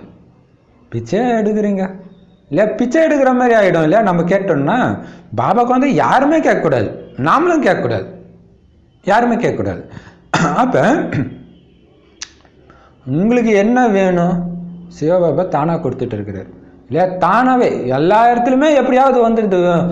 சென்டர் வாடகையிலேருந்து எல்லாத்துக்குமே தானாக வந்துடுது. தேவையானதான் அவர் கொடுத்துட்டு இருக்கிறார். சிவபாபாவை தவிர நீங்கள் வேறு யார்கிட்டயாவது கேட்டு வாங்கினீங்கன்னா அவங்க ஞாபகம் தான் வரும். அவங்கள குஷிப்படுத்தணுன்றதுலே போயிடும் உங்களுடைய புத்தி. பாபாவை குஷிப்படுத்த மாட்டீங்க. அப்புறம் நிறைய பாவம் தான் பண்ணுவோம் இல்லையா. எல்லா ஸ்டூடெண்ட்ஸும் இருக்கும்போது ஒரு ஸ்டூடெண்ட்டை மட்டும் உயர்த்தி பேசினா மற்றவங்களுக்கு எவ்வளோ பெரிய பாவம் இல்லையா. அப்போ அவங்களுடைய நினைவே தான் உங்களுக்கு வந்துட்டு இருக்கும். அதனால் பாபா சொல்கிறாரு, ஒவ்வொரு பொருளையும் நீங்கள் சிவபாபா கிட்டேருந்து வாங்கினீங்கன்னா சிவபாபாவுடைய நினைவு தான் ஏற்படும். சிவபாபா கொடுத்தாரு, சிவபாபா கொடுத்தாரு. மற்றவங்க கிட்ட வாங்கினீங்கன்னா அப்போ அவங்க ஞாபகம் தான் வரும். நான் எங்கேயோ ஒரு இடத்துல பார்த்தீங்கன்னா ஒரு சென்டருடைய பிரதர் வந்து, அது பிரதர் இல்லை, கிளாஸுக்கு வரவங்க நல்ல சகயோகம் பண்ணுறவங்க, அவங்க டிரான்ஸ்ஃபர் ஆகி வேறு இடத்துக்கு போனால் உட்காந்து அழுகுறாங்களாம் சென்டரில் இருக்கிறவங்க. அப்போ அப்போ அவங்க ஞாபகம் தான் வருது இல்லையா. அடுத்தது என்ன ஆகுமா, இவ்வளோ நாள் பாபா கொடுத்தாருன்ற நினைவு அவங்களுக்கு இல்லை. ஏன்னா இவங்க கேட்டு வாங்கினதுனால அந்த நினைவு இருக்குது இல்லையா? இப்போ பாபா சொல்றாரு, உங்களுடைய கொடுக்கல் வாங்களுடைய கணக்கு எல்லாமே என்கிட்ட மட்டும் வைங்க, பிரம்மா கிட்ட கூட கிடையாது. அவருமே இடையில ஒரு தரகர் தான், பாபா கிட்ட இணைச்சு வைக்கிற ஒரு மேரேஜ் புரோக்கர். அவர் கணவன் கிட்ட தான் மனைவி வாங்குவாங்க, புரோக்கர் கிட்ட போய் வாங்குவாங்க இல்லையா? அப்ப பாபா சொல்றாரு, அது என்ன சைலன்ஸ்ல போடுங்க, எங்க இருக்கு? சரி சரி. இப்போ பாபா சொல்ற, கொடுக்கக்கூடியவர் தானே, அப்படியே சைலன்ஸ் மட்டும் அமுத்துங்க, அப்படியே காமிங்களா? இந்த பிரம்மாவோ இடையில தரகர் தான். அப்ப கொடுக்கிறவர் யாரு? நான் தான் கொடுக்கக்கூடியவன் இல்லையா? எப்படின்னு தெரியல, ரிஜெக்ட் தான் இருக்கு. சரி, இப்ப பாபா சொல்றாரு, அப்ப உங்களுக்கு கிடைக்கிறதுலாம் யார் மூலமா கிடைக்குது? இப்ப பிரம்ம பாபா வந்து 33 கோடி ரூபாவை யஜ்யத்துக்கு போட்டாலும் போட்ட அடுத்த செகண்ட் அது யாரோட காசு? சிவபாபாவுடைய காசு. பிரம்ம பாபா கொடுக்குறாருன்னு நினைக்கக்கூடாது நீங்க இல்லையா? அதனால கொடுக்கல் வாங்கல் எல்லாமே சிவபாபா கொடுக்குறவர் நான் தான். சிவபாபாவுக்காக தானே அவரு கொடுத்தாரு இல்லையா? இப்ப அப்ப நீங்க பிரம்மா மூலமா தொடர்பு வச்சாலும் என்கிட்ட தான் நீங்க தொடர்பு வைக்கணும் இல்லையா? பிரம்மாவை பார்த்து பேசணும், யார்கிட்ட பேசுறதா உங்க புத்தி இருக்கணும்? சிவபாபாட்ட தான் இருக்கணும். அதனால நீங்க எந்த ஒரு பொருளையும் மற்றவங்க கிட்ட வாங்கினீங்கன்னா சத்தியமா அவங்க ஞாபகம் தான் உங்களுக்கு வரும். அப்ப நீங்க விபச்சாரி ஆயிடுவீங்கன்ற. சரீரம் விடும்போது அவங்க ஞாபகம் வந்தா, பாபா சொல்றாருல, மனைவியை நினைத்தால் இறக்கும்போது விபச்சாரி ஆயிடுவாங்க அப்படின்னு சொல்லியிருக்காரு. அப்ப அது வந்து என்ன அர்த்தத்துல வேணாலும் சரி இல்லையா? அதுதான். அப்ப அது ஏன்னா அதுதான் கீழான பிறவி அப்படின்னா அந்த மாதிரி தண்டனை கிடைச்சிடும்ன்றார். அப்ப பாருங்க, மற்றவங்களை நினைக்கக்கூடாதுன்னு சொன்னார் 2 நாள் முன்னாடி. அந்த நினைவுக்கு காரணமான கொடுக்கல் வாங்கல் வச்சுக்காதீங்கன்ற. கொடுக்கல் வாங்கல் இருக்கிறனால தானே நினைவு வருது. அப்ப சிவபாபாவுடைய பண்டாராவில இருந்து நீங்க பொருட்களை எடுத்துக்கோங்க. இப்போ ஒவ்வொரு வேற யாருக்கிட்டையும் கேட்காதீங்க. பாபா சொல்றாரு இல்லையா, நீங்க 4 பக்கமும் போங்க, உங்களுக்கு தேவையானதெல்லாம் வந்துகிட்டே இருக்கும்ன்றாரு. நீங்க கேட்கக்கூடாது, கேட்டீங்கன்னா முடிஞ்சு போச்சு இல்லையா? ஏன்னா நீங்க கேட்டு ஒருத்தவங்க கொடுத்தாங்கன்னா அவங்க யாருக்கு கொடுக்குறாங்க? உங்களுக்கு கொடுக்குற கணக்காயிடும் இல்லையா? அப்ப அவங்களுக்கு நஷ்டம். அப்ப அது சிவபாபா கிட்ட போல. ஏன்னா அவங்க சிவபாபாட்ட கொடுத்தா மனசார அவங்களே கொடுக்கறது தான் சிவபாபாட்ட கொடுக்கறது. அது அவங்களே கொடுப்பாங்க, உண்டியில் போடுவாங்க, இல்லை எப்படியோ வந்திருக்கும். ஆனால் நீங்கள் கேட்டு கெடுக்கும்பொழுது என்ன ஆயிடுது? சிவபாபாட்ட கொடுத்த கணக்குலேயே அது வராதுன்ற. இப்போ சூக்ஷ்மமான நிறையா இருக்குது அதில். இப்போ அதுக்கு தான் பாபா சொல், சிவபாபாவுடைய பண்டாராவுக்கு தான் கொடுக்கணும். மனிதர்கள்கிட்ட நீங்கள் கேட்குறதோ வாங்குறதோ இது எல்லாம் 2500 வருஷம் பண்ணீங்க. 2500 வருஷம் அப்படி தானே இருந்துச்சு, மனிதர்கள்கிட்ட தானே வாங்கிட்டு இருந்தீங்க. இன்னும் பார்த்தீங்கன்னா பாபா ஒரு வானிலை சொல்லியிருப்பாரு, உங்கள் சரண்டர் பிரதர் சிஸ்டர் வந்து நடுவில் கொஞ்ச நாள் வீட்டுக்கு போவாங்கல்ல, சும்மா பார்த்துட்டு வர்றதுக்கு போவாங்கல்ல, அப்போ அவங்க ஏதாவது இவங்களுக்குன்னு தனியாக கொடுத்தா கூட எடுத்தாந்து நேராக, அப்போ பிரம்ம பாபா இருக்கும்போது சொல்லியிருக்காரு, நேராக பிரம்ம பாபாட்ட கொடுத்துடணும். ஏன்னா அது உங்கள் கையில் வந்தாலே அது சிவனுடைய சொத்துன்னு தான் அர்த்தம். ஏன்னா சிவனுக்கு நீங்களே அர்ப்பணம்னா உங்களுக்குன்னு என்ன தனியாக இருக்கு? அதுக்கப்புறம் அவர் கொடுத்தா தான் நீங்கள் வாங்கணும். என்னது அப்படின்னு வச்சா கூட திருட்டுன்ற. எவ்வளோ பெரிய ரகசியம் இல்லையா இது? அப்போ ஆனால் என்ன பண்ணுறது, மனிதர்கள்கிட்ட தான் கொடுக்கல் வாங்கல் இவ்வளோ நாள் இருந்துச்சு. ஆனால் இன்னைக்கு உங்களுடைய கொடுக்கல் வாங்கலுடைய நேரடி யார்கிட்ட இருக்கு? பாபா கிட்ட தான் இருக்குது. இருந்தாலும் குழந்தைங்க கிட்ட இந்த பேராசன்ற பூதம் இருக்குதுன்னு பாபாவுக்கு தெரியுதான். இவ்வளோ சொன்னாலும் கேட்குறாங்க அப்படின்னு சொல்கிறாரு. நாங்கள் சிவபாபாவை பார்க்கலன்னு நிறைய பேர் சொல்கிறாங்க.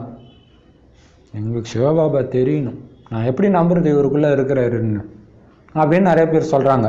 அதுக்கு பாபா சொல்கிறாரு, சரி உங்களுக்கு உங்கள் ஆத்மாவுடைய காட்சி கிடச்சிருக்குதா? உங்கள் ஆத்மாவை பார்த்துருக்குறீங்களா?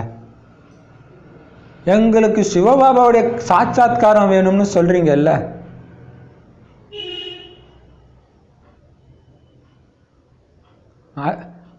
உங்களுடைய ஆத்மா புருவ மத்தியில் இருக்குதுன்னு உங்களுக்கு தெரியுது. இப்போ சிவபாபாவும் புருவ மத்தியில் தானே இருப்பார். ஏன் காட்சி கிடைக்கணும்னு ஆசைப்படுறீங்க? உங்களுடைய ஆத்மா சரீரத்தை விட்டு போகும்போது ஆத்மா கண்ணுக்கு தெரியுது இல்லை. அப்போ உங்களுடைய ஆத்மா இங்கே தான் இருக்குது. யோகா பண்ணும்போது உங்களுக்கே தெரியுது, அனுபவமாகுது, எல்லாம் ஆகுது, எல்லாம் தெரிஞ்சுக்கிறீங்க. அப்புறம் காட்சி கிடைக்கலன்னு ஏன் அஞ்ஞானி மாதிரி பேசிகிட்டு இருக்கிறீங்க? புத்தி கண்ணு ஞானன்ற 3வது கண்ணு திறந்துச்சு. இதுக்கு மேலே என்ன வேணும்? ஞானம் இல்லாதவங்களுக்கு தான் ஒரு சிலர் காட்சி காட்டுறாரு. அவங்களுக்கு நிச்சய புத்தி வர்றதுக்காக. அவங்க கூட போய் நீங்கள் பொறாம பேராசெல்லாம் படக்கூடாது. அவங்க பெரிய ஆளெல்லாம் கிடையாது. பாபா எதுக்கோ பண்ணுறாரு. ஏன்னா காட்சி கிடைக்கணும்னு பல ஜென்மமாக தவம் பண்ணியிருக்கோம் இல்லையா? அப்படி கூட இருக்கலாம். இப்போ பாபா சொல்கிறாரு, ஆத்மா கூட ஒரு உடம்பை விட்டுட்டு இன்னொன்று எடுக்குதுன்னு உங்களுக்கு தெரியுது. எந்த நேரத்திலாவது உங்களுக்கு ஆத்மாவுடைய காட்சி கிடைக்கலாம். அப்படியே டக் டக் டக்குன்னு நட்சத்திரம் மாதிரி போகிற மாதிரி நிறைய பேர் சொல்லுவாங்க, அப்படியே காட்சி கிடைக்கிற மாதிரி. அப்போ எப்பயாவது அது கிடைக்கலாம். ஆத்மா நட்சத்திரம் மாதிரி இருக்குது. இருந்தாலும் அந்த காட்சி தெய்வீக திருஷ்டினால் மட்டும்தான் கிடைக்கும். அது பாபா பண்ணி கிடைச்சாதான் உண்டு, தானாலாம் அது கிடைக்காது இல்லையா? சரி, நீங்கள் கிருஷ்ணருடைய பக்தி செய்யுங்க, அப்போ கூட உங்களுக்கு காட்சி கிடைக்கலாம் இல்லையா? தீவிர பக்தி செய்கிறவங்களுக்கு அது கிடைக்குது. கிடச்சிச்சா? என்ன நன்மை உங்களுக்கு வந்துடுச்சு? என்ன லாபம் வந்துச்சு அதனால் உங்களுக்கு? கிருஷ்ணருடைய காட்சி கிடைச்சது, அவ்வளோதான். என்ன திடீர்னு உங்கள் வீட்டில் பணமாக வந்துச்சு? திடீர்னு உடல் வியாதியாக போச்சு? என்ன நன்மை கிடைச்சது அதனால்? இருந்தாலும் நீங்கள் என்ன பண்ணணும் இங்கே? அதே மாதிரி பரமாத்மாவுடைய காட்சி கூட கிடைக்குது. ஒரு சிலருக்கு இது ஒலிப்புலையா நிறைய பேர் சொல்கிறாங்க, பாபா குழந்தைங்களே. அப்படியே ஒருத்தர் கிளாஸ் எடுக்கும்போது அவர் தலைக்கு மேலே அப்படியே பாபா இருக்கிறது அவங்க கண்ணுக்கு தெரியுது. அதனால் கூட உங்களுக்கு என்ன நன்மை? சரி, எனக்கு காட்சி கிடச்சிச்சு, நான் படிக்க தேவையில்லையா? படிக்கணும். இங்கே படிப்பில் தான் எல்லாமே இல்லையா? இருந்தாலும் நீங்கள் படிக்கணும் தானே. பக்தி மார்க்கத்தில் காட்சி கிடச்சிதுன்னா அவங்கள எவ்வளோ புகழ் பாடுறாங்க. பா, அவருக்கு கிடச்சிச்சுப்பா, ராமகிருஷ்ணருக்கு காளி கிடச்சிதுப்பா, பல தடவை கிடச்சிதுப்பா, மகிமை பாடுறாங்க. ஆனால் காட்சி கிடச்சதுனால அவர் வேற ஒன்றும் கிடைக்கிறது இல்லை. சிவபாபா ஞானக்கடல், நமக்கு காட்சி தேவையில்லை, ஞானம் கிடைக்குது. எவ்வளோ பெரிய பாக்கியம். பிரம்மாவை ஞானக்கடல்னு சொல்ல மாட்டாங்க தானே. ஏன்னா இந்த பிரம்மாவுக்கே ஞானம் எங்கேருந்து கிடைக்குது? சிவபாபா கிட்டேருந்து தான். தற்காலத்தில் எல்லாரும் முன்பும் சிவலிங்கத்தை வச்சிடுறாங்க. எதையுமே புரிஞ்சுக்கிறது கிடையாது. பூஜை செய்கிறாங்க, ஆனால் யாருடைய வாழ்க்கை வரலாற்றையும் தெரிவிக்க முடியாது இல்லையா? அம்மன் முன்னாடியும் லிங்கம் இருக்கும், பிள்ளையார் முன்னாடியும் லிங்கம் இருக்கிற மாதிரி எல்லாத்து முன்னாடி லிங்கத்தை வச்சிடுறாங்க.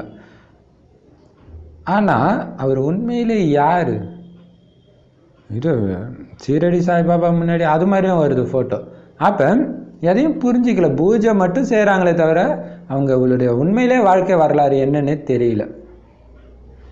ஏன்னா இந்த ஞான ரத்தினங்களை அவங்களால புரிஞ்சிக்க முடியாது. இங்கே எடுத்தால் தான் அவங்களுக்கு புரியும், தானாலாம் அது அவங்களுக்கு டச் ஆகாது பார்த்த உடனே. ஆனால் இங்கே இந்த ஞான ரத்தினங்களை எடுத்துக்கிட்டே இருக்கிறாங்க பாபா குழந்தை. ஆனாலுமே கூட ஞான ரத்தினங்களை எடுத்துக்கிட்டே இருக்கும்போதே கூட என்ன பண்ணிடுதான்? மாயா பலரை என்னவாக்கிடுதான்? குரங்காக்கிடுதான். மனிதனை தேவதை ஆக்கிற ஞானத்தை கேட்டுக்கிட்டே மனிதன் குரங்காயிடுறானா, பின்னோக்கி போயிடுறானா. எங்களுக்கு ரத்தினங்கள் வேண்டியதில்லைன்னு சொல்கிறாங்க. இருந்தாலும் சிவாலயத்துக்கு வருவாங்க. ஆனால் பிரஜை பதவி தான் அவங்களுக்குன்னு பாபா புரிய வைக்கிறார். அப்படின்னா என்ன அர்த்தம்? மாயா குரங்காய்க்கிறதுனா என்ன அர்த்தம்? விகாரத்தில் போய் விழுந்துடுறாங்க இல்லையா? எங்களுக்கு ரத்தினம் வேண்டான்றாங்க இல்லையா? விகாரத்தில் வந்துட்டாலே இங்கே சென்டருக்கு வந்தால் என்ன சொல்லுவாங்க? கூச்சப்பட்டு வரவும் மாட்டாங்க. அந்த முடிவு எடுத்து தான் அவங்க விகாரத்திலே விழுறாங்க. சரி, அதுக்காக அவங்க சிவாலயத்துக்கு வர மாட்டாங்களா? சிவாலயம் எது? சிவாலயம் 2 சிவாலயம் இருக்குது. சிவன் இருக்கிற பரந்தாமம் சிவாலயம், சிவன் படைத்த சொர்க்கம் சத்தியுகம் சிவாலயம். ஸோ இப்போ சிவாலயத்துக்கு வருவாங்கன்னு எதை சொல்கிறாரு? சத்தியுகத்துக்கு, சத்தியுகம்னு இல்லை, சத்தியுகம் திரேதாயுகம் 2த்துல எதுலேயோ வருவாங்க. சொர்க்கத்துக்கு சொல்கிறார். பரிணாமம் எல்லாம் தான் வருவாங்க. இங்கே சொல்கிறான் சத்தியுகத்திலே அல்லது திரேதாயுகத்திலே வருவாங்க. ஆனால் பிரஜை தான். என்ன பண்ணியிருந்தாலும் ஒன்ஸ் விட்டு போயிட்டால் பிரஜை தான். நீங்கள் விழுந்து விழுந்து சேவை பண்ணியிருக்கலாம், பவர்ஃபுல்லாக தூய்மையாக இருந்துருக்கலாம். ஆனால் ஒன்ஸ் தூய்மையாக இருந்துட்டால் முடிஞ்சு போச்சு, அக்கௌண்ட் 0 ஆகிடும். சும்மா வந்து கேட்டுட்டு போகிறாங்க பாருங்கள், பட விளக்கம் சொல்லும்போது அந்த லிஸ்ட்டில் தான் நீங்கள் வந்து நிற்பீங்க. இப்போ எவ்வளோ பெரிய நஷ்டம் இல்லையா? அவங்களுக்கு பிரஜை தான் அப்படின்னு சொல்ல, பிரஜை பதவி தான். முயற்சி செஞ்சு உயர்ந்த பதவி அடையணும் இல்லையா? யார் வேணாலும் பிரஜை ஆகிடலாம். அதுக்காக இவ்வளோ கஷ்டப்படுறது? முயற்சி செஞ்சு பதவி அடைங்க. யோசிச்சுப்பாங்க, கடைசி நேரத்தில் அம்மனுடைய காட்சி உங்கள் மூலமாக மற்றவங்களுக்கு கிடச்சதுன்னா எவ்வளோ குஷியாக இருக்கும். ஐயோ, இவங்க எங்கள் பக்கத்து வீட்டில் இருந்தாங்களே, இவங்களா தேவி, அவங்க தான் அவங்க நடந்து போகும்போதே வைப்ரேஷன் எனக்கு தெரிஞ்சுது. உங்களை திட்டினவங்களே அப்போ சொல்லுவாங்க, ஸ்லைட்டாக தெரிஞ்சுதுன்னுவாங்க இல்லையா? அப்போ உயர்ந்த பதவி அடையணும். ஸோ அதை மைண்டுக்குள்ளே வச்சுக்கிட்டே வைராக்கியம் வரணும். நான் வைகுண்டத்தின் சக்கரவர்த்தி பதவியை கொடுக்கறதுக்காக வந்திருக்கிறேன்னு பாபா சொல்கிறார். பிரஜை பதவியை கொடுக்க வரல, நீங்கள் விட்டீங்க, அதனால் பிரஜை ஆகிட்டீங்க. நான் கொடுக்க வந்தது சக்கரவர்த்தி பதவி தான், வைகுண்டத்தின் சக்கரவர்த்தி பதவி. நீங்கள் முயற்சி செஞ்சு பிறரை உங்களுக்கு சமமாக மாற்றுங்க. நீங்கள் பூஜாரிகள் கிட்ட கூட போய் கேளுங்க, இவர் யாருன்னு சொல்லி எல்லாருக்கும் புரிய வைங்க. எல்லாருக்கும் ஞானம் கொடுக்கணும், அதுதான் உங்களுடைய வேலை இல்லையா? நெருப்பு வாங்கிறதுக்காக வந்தாங்க, பிறகு அதிபதி ஆகிட்டாங்கன்னு சொல்கிறாங்க இல்லையா? சில பூஜாரிகளுடைய புத்தியில் கூட நல்லா பதிஞ்சிடுது. நாம் பூஜாரியாக இருந்தோம், இப்போ பூஜைக்குரியவராக மாறிக்கொண்டிருக்கிறோம். இந்த லக்ஷ்மி நாராயணன் பூஜைக்குரியவராக எந்த முயற்சியினால் மாறி இருக்கிறாங்க? இதையெல்லாம் நீங்கள் புரிய வைக்கலாம். என்னுடைய பக்தர்கள் எங்கெல்லாம் இருக்கிறாங்களோ அவங்களுக்கெல்லாம் புரிய வைங்க. ருத்ராட்ச கோட்டையை போட்டு யார் வந்தாலும் உடனடியாக புரிய வைங்க. ஏன்னா அப்பாவுடைய பக்தர்கள் இல்லை, ஏன்னா ருத்ராட்ச கோட்டை சாதாரண பக்தர்லாம் போட மாட்டாங்க. இந்த ஒரு வெறித்தனம் இருந்தால் தான் போடுவாங்க. சின்ன பசங்களே போட்டால் கூட சாதாரண ஆத்மாவாக இருக்காது அது இல்லையா? அப்போ அவங்களுக்கு புரிய வைங்க. என்னுடைய பக்தர்கள் எங்கே இருக்கிறாங்களோ அவங்களுக்கு புரிய வைங்க. சிவனுடைய கோயில், லக்ஷ்மி நாராயணனுடைய கோயில், ஜெகதம்பாவுடைய கோயிலுக்கெல்லாம் போங்க, பூஜாரிகளுக்கெல்லாம் புரிய வைங்க. அப்போ என்ன ஆகும்? அவங்க மற்றவங்களுக்கும் புரிய வைப்பாங்க. ஏன்னா நிறைய இடத்துல இப்போ நேற்று கூட நாங்கள் போய் ஒரு ஊரில் போய் சேவை செய்யும் பொழுது என்ன பண்ணாங்கன்னா, ஒருத்தருக்கு புரிஞ்சவொடனே கொடுங்க, ஒரு 10-15 நோட்டீஸ் கொடுங்க. நான் போய் வண்டியில், அங்கே அது டூரிஸ்ட் பிளேஸ், அது வண்டியில் இருக்கிறவங்களுக்குலாம் கொடுக்குறேன் அப்படின்னு குஷியாக வாங்கிட்டு போகிறாங்க. இப்போ ஒன்ஸ் புரிஞ்சிச்சுன்னா என்ன பண்ணுவாங்க? மற்றவங்களுக்கு புரிய வைக்கணும்னு நினைப்பாங்க. பூஜாரிகள் அமர்ந்து ஜெகதம்பாவை பற்றி யாருக்காவது புரிய வச்சாங்கன்னா எல்லாரும் குஷி அடைவாங்க. நாம் புரிய வச்சா சந்தேகமாக பார்ப்பாங்க. பூஜாரிகள் புரிய வச்சாங்கன்னா கண்டிப்பாக அவங்க உண்மையை தான் சொல்கிறாங்கன்னு நம்புவாங்க. ஏன்னா அவங்க மேலே அப்படி ஒரு நம்பிக்கை. நீங்கள் இந்த விஷயங்கள் எல்லாத்தையும் புரிஞ்சுக்கோங்கன்னு அவங்களுக்கு சொல்லுங்கள். நீங்கள் யாருக்காவது உட்காந்து இந்த தேவதைகளுடைய வாழ்க்கை வரலாற்றை சொன்னீங்கன்னா உங்களுக்கு நிறைய பணம் கிடைக்கும். யார் ஆத்ம உணர்வில் இருக்கிறாங்களோ அவங்க தான் இதையும் புரிய வைக்க முடியும். தேக உணர்வில் இருக்கிறவங்களுக்கு முழு நாளும் இது வேணும் இது வேணுன்ற பேராசை தான் இருக்குது. மாணவர்களுக்கு ஞானத்தின் பேராசையும் நான் மதிப்போடு தேர்ச்சி பெறணுன்ற பேராசை மட்டும்தான் இருக்கணும். இது படிப்புடைய லட்சியம். பாபா எப்படி சொல்கிறார் பார்த்தீங்களா? பூஜாரிங்க கிட்ட போய் புரிய வைங்க, உங்களுக்கு சமமாக மாற்றுங்க, நிறைய பேரை மாற்றுங்க. அதுலேயும் பூஜாரி மாதிரி ஆத்மாக்களை மாற்றுறது கஷ்டம்தான். ஆனால் நீங்கள் மாற்றிட்டீங்கன்னா அவங்க நிறைய பேரை மாற்றுவாங்க. அது எல்லாம் உங்கள் புண்ணியம் வரும். இப்போ எவ்வளோ பெரிய விஷயம் இல்லையா? அதுக்கு தான் விஐபிக்கள் இல்லையா, பெரிய பெரிய ஆட்களை மாற்றுங்கன்றார். அதே மாதிரி ஆனால் சில பூஜாரிகளுடைய புத்தியில் இது பதிஞ்சிடுதுன்றார். நாமளும் பூஜாரியாக தானே இருந்தோம், ஏன் அவங்கள இலக்காரமாக பார்க்குறீங்க? அவங்களாம் கேட்க மாட்டாங்க, நீங்களே முடிவு பண்ணாதீங்க, சொல்லுங்கள். கேட்குறாங்க, கேட்கல. இப்போ முஸ்லீம் பர்தா போட்டு வந்தாங்கன்னா ஒரு சிலர் வாங்க மாட்டாங்க, ஆனால் நிறைய பேர் வாங்குறாங்க நோட்டீஸ். அதனால் நீங்களே முடிவு பண்ணுறாதீங்க, இவங்க வாங்க மாட்டாங்க கொடுத்து பாருங்கள். வேண்டாம்னா ஓகே, அவங்க அதிர்ஷ்டத்தில் இல்லை, நம்ம ஒன்றும் பண்ண முடியாது. ஆனால் கொடுக்கணும். யாருக்கு தெரியும்? தேவதை ஆத்மாவாக இருக்கும், நம்மளோட ஸ்பீடாக கூட போகும். நிறைய பேர் அப்படி தான் போயிட்டுருக்குறாங்க. ஆச்சரியமாக, எப்படா இவ்வளோ ஸ்பீடாக போகிறாங்கன்னு ஆச்சரியமாக இருக்குது. அப்போ போங்க, என் பக்தர்கள் இருக்கிற இடத்துக்கு போங்க. லக்ஷ்மி நாராயண் பக்தருக்கு போங்க, மாரியம்மன் கோயிலில் இருக்கிற பக்தர்களுக்கெல்லாம் போய் புரிய வச்சுக்கிட்டே இருங்க. பூஜாரிகளுக்கு புரிய வச்சுட்டிங்கன்னா மற்றவங்களுக்கு புரிய வைப்பாங்க. அதுவும் ஒரு பெரிய பூஜாரியே உட்காந்து, அதாவது இந்த கதா கலாச்சாரம்லாம் பண்ணுறாங்கல்ல, அவங்கள காசு கொடுத்து வர வைப்பாங்க. நைட்டு ஃபுல்லாக பேசுங்க, உபன்யாசம் பண்ணுங்கன்ட்டு. அவங்களுக்கு இதை கரெக்டாக புரிய வச்சுட்டாங்கன்னா, அவங்களுக்கு நல்ல போதையும் ஏறி பாபா நினைவு செஞ்சு புரிய வச்சாங்கன்னா நிறைய காசு கிடைக்கும்ன்றார். இல்லை அவங்க வேலையை அது பார்த்துட்டு இருப்பாங்க. இன்னொன்று, உண்மையை புரிய வைக்கும்போது குஷி இருக்கும். என்னன்னே தெரியாமல் புரிய வைக்கிறதுக்கும் இதுக்கும் வித்தியாசம் இருக்குது. அது குஷி மாதிரி நடிப்பாங்க, ஆனால் இங்கே உண்மையில் குஷியில் பண்ணுவாங்க இல்லையா? இப்போ நிறைய காசு வரும்ன்றார். அப்போ நீங்கள் புரிய வைங்க, இப்படி சொல்லுங்கள். நீங்கள் இதை மட்டும் நீங்கள் மற்றவங்களுக்கு புரிய வச்சிங்கன்னா நிறைய காசு வரும். ஆனால் அப்படி சொன்னால் கோச்சிக்குவாங்க. பாபா சொல்கிறாரு. அடுத்தது இங்கேயும் சொல்கிறாரு, சென்டரில் இருக்கிறவங்களுக்கும் சொல்கிறாரு, இதை நீங்கள் புரிய வச்சிங்கன்னா நிறைய பணமும் கிடைக்கும் இல்லையா? மற்றவங்களுக்கு புரிய வைக்கும்போது தானாக பாபா பண்டாராவில் வந்து சேரும். உங்கள் கையில் கொடுக்குறல, பாபா பண்டாராவில் வந்து சேரும். அப்போ ஆனால் ஆத்ம உணர்வில் இருக்கிறவங்க தான் இதை புரிய வைக்க முடியும். இப்போ இதை காசுக்காக பாபா புரிய வைக்க சொல்லலை, ஆனால் அது வரும், அது பலன். இப்போ சொர்க்கம் பலம் இல்லையா? அது பலன், அது கண்டிப்பாக வந்தே தீரும். ஆனால் உங்களுடைய இது என்னது, புரிய வைக்கிறதுல ஆர்வம் வைங்க, மற்றதெல்லாம் அது தானாக வந்துட்டு இருக்கும். அதை பற்றி நீங்கள் கவலைப்படுத்தல. இப்போ ஆனால் தேக உணர்வில் இருக்கிறவங்களால புரிய வைக்க முடியாது.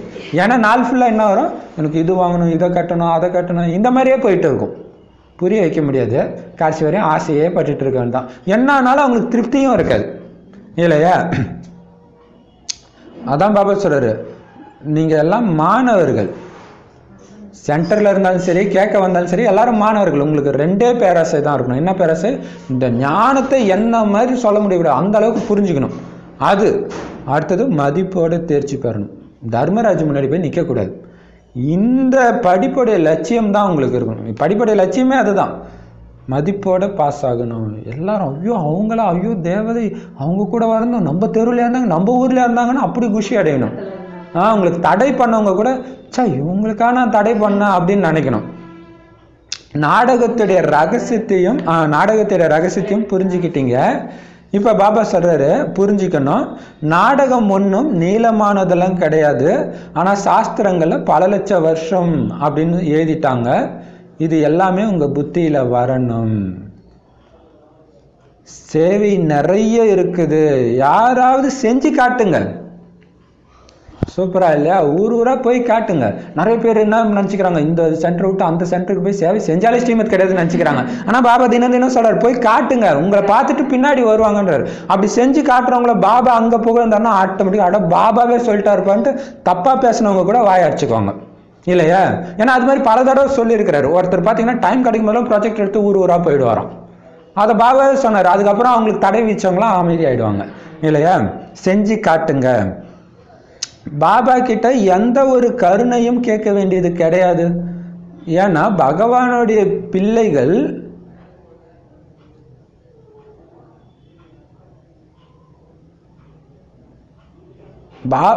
பகவான் கிட்ட குழந்தை கொடு, என்னுடைய குடும்பம் வளர்ச்சி அடையணும் அப்படின்லாம் கேட்குறாங்க. பாபா சொல்றாரு, தனது குலத்தை விருத்தி அடைய செய்து கொண்டிருக்கிறார் பகவான். அவர்கிட்ட போய் நீ உனக்கு தனியாக ஒரு குழந்தை கொடுன்னு கேட்குறியா? அடிக்க. ஏன்னா ஆரம்பத்தில் ஞானம் புரியாதவங்க குழந்தை பிறக்கலன்ட்டு பாபா வீட்டுக்கு வருவாங்க. வந்தால் குழந்தை பிறக்கும்ன்ட்டு இவங்களாம் என்ன பண்ணுவாங்க, சரி வாங்க வாங்கன்னு சொல்லுவாங்க. கொஞ்சம் கொஞ்சமாக ஞானம் கிட்ட புரிஞ்சுக்காங்க. அதுக்கு பாபா புரிய வைக்கிறாரு. பாபா தன்னுடைய குழந்தைங்களை உருவாக்கிட்டு இருக்காரு. நீங்கள் உங்களுக்கு தனியாக ஒரு குழந்தை கேட்குறீங்க. இப்போ ஈஸ்வரிய குலத்தின் விருத்தி ஏற்படுது. நீங்கள் ஈஸ்வரனுடைய வாரிசு. அதனால் இந்த சின்ன சின்ன ஆசையெல்லாம் விட்டுட்டு ஒரு தந்தையை மட்டும் நினைங்க. அப்போ தான் உங்களுக்கு தோணும். ஏன்னா அந்த மாதிரி வந்திருப்பாங்க. பாபாவுடைய ஞானம் வரும். தூய்மை பற்றி புரிஞ்சிக்கும் போது ஒரு குழந்தை மட்டும் பாபா அப்படின்னு வரும்போது பாபா சொல்கிறாரு இல்லையா, இந்த ஆசையெல்லாம் விட்டுட்டு ஒரு பாபாவை மட்டும் நினைவு செய்யுங்க. பந்தனங்கள் போன்றவை இருக்குது. இது எல்லாமே கர்மத்தின் கணக்கு. குழந்தை, கணவன், இதெல்லாம் கர்மத்தின் கணக்கு. பாபாவுக்கு எவ்வளவு பந்தனங்கள் இருக்குது பாருங்க. எந்த பாபாவுக்கு? ரெண்டு பாபாவுக்குமே இத்தனை குழந்தைங்க இருக்குது இல்லை? குழந்தைங்க பற்றிய கவலை இருக்குது. எவ்வளவு சின்ன சின்ன பூசல்கள் இருக்குது, எவ்வளவு நிந்தனைகள் செய்கிறாங்க. சேவைக்கு குந்தகம் விளைவிக்கிறது ரொம்ப ஈஸி, சேவை செய்யறது கஷ்டம். பெரிய விஷயம். இதுதான் பெரிய விஷயம். சேவை குந்தகம் ஈஸியாக பண்ணலாம். அவர் ஸ்ரீமத்தை ஃபாலோ பண்ணலப்பா அவர் அப்படின்னு சொல்லிடலாம், ஈஸியாக சொல்லலாம். இந்த டிசர்வீஸ் நிறைய பேர் பண்ணிட்டு தான் இருக்கிறாங்க இல்லையா? சேவை செய்கிறது தான் கஷ்டம், தடுத்து நிறுத்துறது ரொம்ப ஈஸி இல்லையா? அப்போ ஒருவர் கெட்டவராக இருந்தாங்கன்னா 10-20 பேரை கெடுத்துடுறாங்க. கரெக்டு தான். ஒருத்தர் தூண்டி விட்டாங்கன்னா போதும், அப்படியே பற்றிக்கும் தடுத்து நிறுத்துறதுக்கு. சேவை செய்யுங்கன்னு சொன்னால் 10-20 பேர் சேர்ந்தெல்லாம் பண்ண மாட்டாங்க. கெட்டுக்க சொன்னால் உடனடியாக வந்துடுவாங்க இல்லையா? இப்போ பாபா சொல்றாரு, மீதம் 5-8 பேர் மிகவும் கஷ்டப்பட்டு வராங்க, பல சென்டரில் வந்துக்கிட்டும் இருக்கிறாங்க, பிறகு முகத்தில் கரியும் பூசிக்கிறாங்க. இந்த மாதிரி குரங்கு புத்தியுடையவர்கள் வாயு மண்டலத்தை கெடுக்கிறாங்க. முகத்தில் கறி பூசுறாங்கன்னா என்ன அர்த்தம்? காமத்தில் விழுந்துடுறாங்கன்னு அர்த்தம். அதுதான் முகத்தில் கறி பூசுறதுன்னு சொல்றது. அப்போ என்ன, வாயுமண்டலமே கெட்டு போயிடும் இல்லையா? வர்றவங்களுக்கு விகாரத்தில் உள்ள ஆத்மா கூட உள்ள வந்தால் தூய்மையின் சக்தியை அனுபவம் பண்ணி அவங்களுக்கு தூய்மையாக இருக்கணும், ஆரோக்கியம் வரணும். இப்போ இங்கே இருக்கிறவங்களே தூய்மையாக இல்லைன்னா இல்லையா? அப்போ வாயுமண்டலத்தை கெடுத்துடுறாங்க. இப்போ பாபா சொல்றாரு, இப்படிப்பட்டவர்களை ஏன் உட்கார வைக்கிறீங்க? முகத்தில் கறி பூசுனா அவங்களுடைய தாக்கம் நீண்ட நேரம் இருக்குது. இப்போ சென்டரில் இருக்கிற சிஸ்டர் பிரதருக்கே விகாரத்தின் தூண்டுதல் வர ஆரம்பிச்சிடும் இல்லையா? அப்படி வந்துட்டு இருந்தா அதுக்கு தான் பாபா சொல்றாரு, ரெஜிஸ்டர்ல தெரிஞ்சிடுது இவங்க விகாரத்தில் விழுந்தாங்களா இல்லையான்னு. அதுக்கு தான் அட்டண்டன்ஸ் வைக்கணுன்றது இல்லையா? எல்லா இதுலையும் வைக்கிறாங்களே. அது காரணம் என்னென்னா, ரெஜிஸ்டரை பார்த்தா தெரிஞ்சிடுது. 4-5 வருஷம் கண்டினியூஸாக வந்துட்டு பிறகு வரதை விட்டுடுறாங்க. இந்த மாதிரி செஞ்சால் ராஜ பதவியை நீங்கள் அடைய முடியாதுன்னு பாபா புரிய வைக்கிறாரு. இந்திரபிரஸ்தத்தின் கதை கூட இருக்குது. கல்லாகிட்டாங்க, நீங்களும் கல்புத்தி ஆகி விடுவீர்கள், தங்கமாக முடியாது, இருந்தாலும் முயற்சி செய்கிறது கிடையாது இல்லையா? இந்திரபிரஸ்தத்தில் வந்து தேவதைகளுக்கு இடையில ஒரு அசுரன் தேவதை மாதிரி மறைஞ்சி வந்து அது தெரிஞ்சவொடனே கல்லாயிட்டாங்களாம். அது மாதிரி இங்கே வந்து தூய்மை இல்லைன்னா கல்லு புத்தி ஆயிடுவாங்களாம். ஸோ இவ்வளோ விஷயத்த பாபா புரிய வச்சா கூட முயற்சி செய்ய மாட்டாங்க. இதுவும் நாடகத்தில் நிச்சயிக்கப்பட்டிருக்கு. ஏன்னா ராஜ்யத்தில் வரிசைக்கிரமம் வேணும் தானே, வேலைக்காரனும் வேணுமாச்சே அப்படிங்கிறார். எப்படி வேலைக்காரன் சண்டாளன் எல்லாரும் வேண்டும், ஆனால் உங்களுடைய லட்சியம் என்னவா இருக்கணும்? ராஜாவாகணும். நல்லது. இனிமையிலும் சரி, இனிமையிலும் இனிமையான காணாமல் போய் கண்டெடுக்கப்பட்ட செல்லமான குழந்தைகளுக்கு தாய் தந்தை பாப்தாதாவின் அன்பு நினைவுகள் மற்றும் காலை வணக்கம். ஆன்மீக குழந்தைகளுக்கு ஆன்மீக தந்தையின் நமஸ்தே. ஆன்மீக தாய் தந்தைக்கு ஆன்மீக குழந்தைகளின் அன்பு நினைவுகள் மற்றும் நமஸ்தே. தார்மிகான முக்கிய சாரம், லௌகிக ஆசையெல்லாம் விட்டுட்டு ஈஸ்வரிய குலத்தை விருத்தி செய்யறதுல, அதாவது பாபாவுடைய அறிமுகத்தை மற்றவங்களுக்கு கொடுத்து சென்டருக்கு அவங்கள வர வைக்கிற அந்த சேவையின் உதவியாளர் ஆகுங்க. எந்த வகையிலும் சேவைக்கு தடையை ஏற்படுத்துகிற வேலையை செஞ்சிடாதீங்க. கொடுக்கல் வாங்கலுடைய தொடர்பு எல்லாம் ஒரு பாபா கிட்ட மட்டும் இருக்கணும், எந்த தேகதாரி கிட்டையும் இருக்கக்கூடாது. வரதானம், ஞானத்தின் ரகசியத்தை புரிஞ்சுக்கிட்டு எப்பவுமே ஆடாம அசையாம இருக்கக்கூடியவராகி நிச்சய புத்தி விக்ன விநாசகர் ஆகுங்கள். அதுக்கு விளக்கம், விக்ன விநாசக் நிலையில நிலைச்சிருக்கும் பொழுது எவ்வளவு பெரிய தடையா இருந்தாலும் விளையாட்டு மாதிரி தான் அது அனுபவமாகும். விளையாட்டுன்னு நினைக்கிற காரணத்தினால தடைகளை பார்த்து ஒருபொழுதும் பயப்பட மாட்டாங்க. ஆனா மகிழ்ச்சியோட வெற்றி அடைவாங்க. மேலும் டபுள் லைட்டாக இருப்பாங்க. நாடகம்ன்ற ஞானம் நினைவில் இருக்கும் பொழுது ஒவ்வொரு தடையும் புதியதல்ல அப்படின்னா அவங்களுக்கு தோணும். புது விஷயம் அல்ல, மிகவும் பழைய விஷயம், பல முறை வெற்றி அடைஞ்சிருக்கிறோம். இப்படிப்பட்ட நிச்சய புத்தி ஞானத்தின் ரகசியங்களை புரிஞ்சிக்கக்கூடிய குழந்தைங்களுடைய ஆடாத அசையாத நினைவு சின்னம் தான் அச்சல்கர், அதாவது அசையாத வீடு அப்படின்ட்டு ஒரு கோயில் நம்மளுடைய நினைவாக இருக்கு ஜெயின மதத்து கோயில் அப்படின்னு சொல்றார். இப்போ விக்ன விநாசகர்னா என்ன அர்த்தம்? விக்ன விநாயகா இல்லையா? தடைகளை அழிப்பவர். தடைகளை அழிப்பவர். நான் தடைகளை அழிப்பவன். தடையை கண்டு நான் பயப்பட மாட்டேன். நான் கிட்ட என் பார்வைப்பட்டோன்னே தடை அழிஞ்சிடும். அதனால தான் ஒரு காரியத்தை செய்கிறதுக்கு முன்னாடி ஆரம்பத்தில் விநாயகருக்கு பூஜை பண்ணுறாங்கன்னா ஏன் பண்ணுறாங்க? அவர் தடையை அழிச்சிடுவாருன்ட்டு இல்லையா? அப்போ என்ன ஆகும்? அந்த நிலையில் நீங்கள் நிலைச்சிருந்தீங்கன்னா எல்லாமே விளையாட்டு மாதிரி இருக்கும். அப்போ பார்த்தீங்கன்னா அவர் கையில் ஒரு கோடரி இருக்கும், விநாயகர் கையில். டக்கு டக்குன்னு தடையை உடச்சிட்டு போயிட்டே இருக்கிறாருன்னு அர்த்தம். அப்போ எல்லாமே விளையாட்டு. நீ எவ்வளோ பேர் சொன்னா அர்த்தம், நான் இப்படி வச்சோடனே டக்குன்னு காணாமல் போயிட்டேன்றார். இப்போ விளையாட்டுன்னு நினச்சிங்கன்னா பயப்படுவீங்களா? குஷியாக இருக்கும். மாயா தாக்குதுன்னு சண்டை நினச்சா தான் பயப்படுவீங்க. அப்போ மகிழ்ச்சியாக வெற்றி அடைவீங்க, எப்பயுமே லேஸாக இருப்பீங்க. அப்போ எப்போவுமே உங்களுக்குள்ளே என்ன இருக்கும்? நாடகம். ஒரு தடவை 2 தடவை இல்லை, கல்பமாக நடக்குது, கல்பமாக நீங்கள் தான் ஜெயிக்கிறீங்க. இப்போ எனக்கு புதுசு கிடையாதுன்ட்டு இருக்கும். அப்போ இந்த நிச்சய புத்தி உங்களுக்கு இருக்கணும். இந்த ஞானத்துடைய ரகசியம் இருக்கிறவங்கன்னா கண்டிப்பாக இதில் நன்மை இருக்குது. நிச்சயம். இப்போ பார்த்தீங்கன்னா நேற்று 2 நாள் ஒரு ஊரில் போய் சேவை பண்ணிவிட்டு நடுராத்திரி வரும்போது பார்த்தீங்கன்னா பஸ் ஆக்சிடெண்ட் ஆயிடுச்சு. ஆக்சிடெண்ட் ஆனவுடனே பார்த்தீங்கன்னா அப்படியே ரத்தம் ஓடுது, அப்படி இப்படின்னு அலறாங்க. ஆனால் செம ஆச்சரியம்னா எனக்கு ஒன்றுமே ஆகலை, ஆச்சரியமாக இருக்குது. எல்லாம் அப்படியே சீட்டில் இருந்தெல்லாம் விழுறாங்க. ஆனால் அந்த டைமில் பஸ்ஸும் கிடையாது. ஆனால் ஏதோ ஒன்றுத்துக்காக நடக்குது. அப்போ என்ன ஆகும்? அந்த டைம் மழையும் வேறு, பஸ்ஸும் கிடையாது. அப்போ அந்த இடத்து வாயு மண்டலத்தை சரி பண்ணுறதுக்காக பாபா பண்ணுறாரு அப்படின்னு குஷியாக நம்ம பண்ணோம். அந்த நேரத்தில் அங்கே இருக்கிறவங்க எல்லாம் புலம்பிகிட்டு இருப்பாங்க. அப்போ புலம்புனதை நீங்கள் உள்ளே எடுத்துக்கிட்டிங்கன்னா உங்களால் சக்தி கொடுக்க முடியாது. இல்லை, நீங்கள் வேற ஒரு உலகத்தில் இருக்கணும். அப்போ அந்த நிச்சய புத்தி என்ன பண்ணும் அப்படின்னா, இந்த ஞான ரகசியத்தையும் புரிஞ்சுக்கிட்டதுனால என்ன ஆனாலும் நீங்கள் ஆடவும் மாட்டீங்க, அசையவும் மாட்டீங்க. உங்களுடைய நினைவு தான் அச்சல் கராத அசையாத வீடு அப்படின்னு சொல்கிறார் ஆஞ்சநேயர். எல்லாமே அதுதான், உங்களுடைய நினைவு தான். ஸ்லோகன்: உறுதியின் சக்தி உங்கள் கூடவே இருந்துச்சுன்னா, என்னானாலும் நான் உறுதியாக இருக்கிறேன்ப்பா, பாபா கூட தான் இருப்பேன், தூய்மையாக தான் இருப்பேன், மனசு ஆடாமல் அசையாமல் தான் இருப்பேன்னு மட்டும் உங்களுக்கு இருந்துச்சுன்னா வெற்றி உங்கள் கழுத்து மாலை ஆகிடும், தானாகவே வந்துடும். உறுதி அதில் தான் இருக்குது.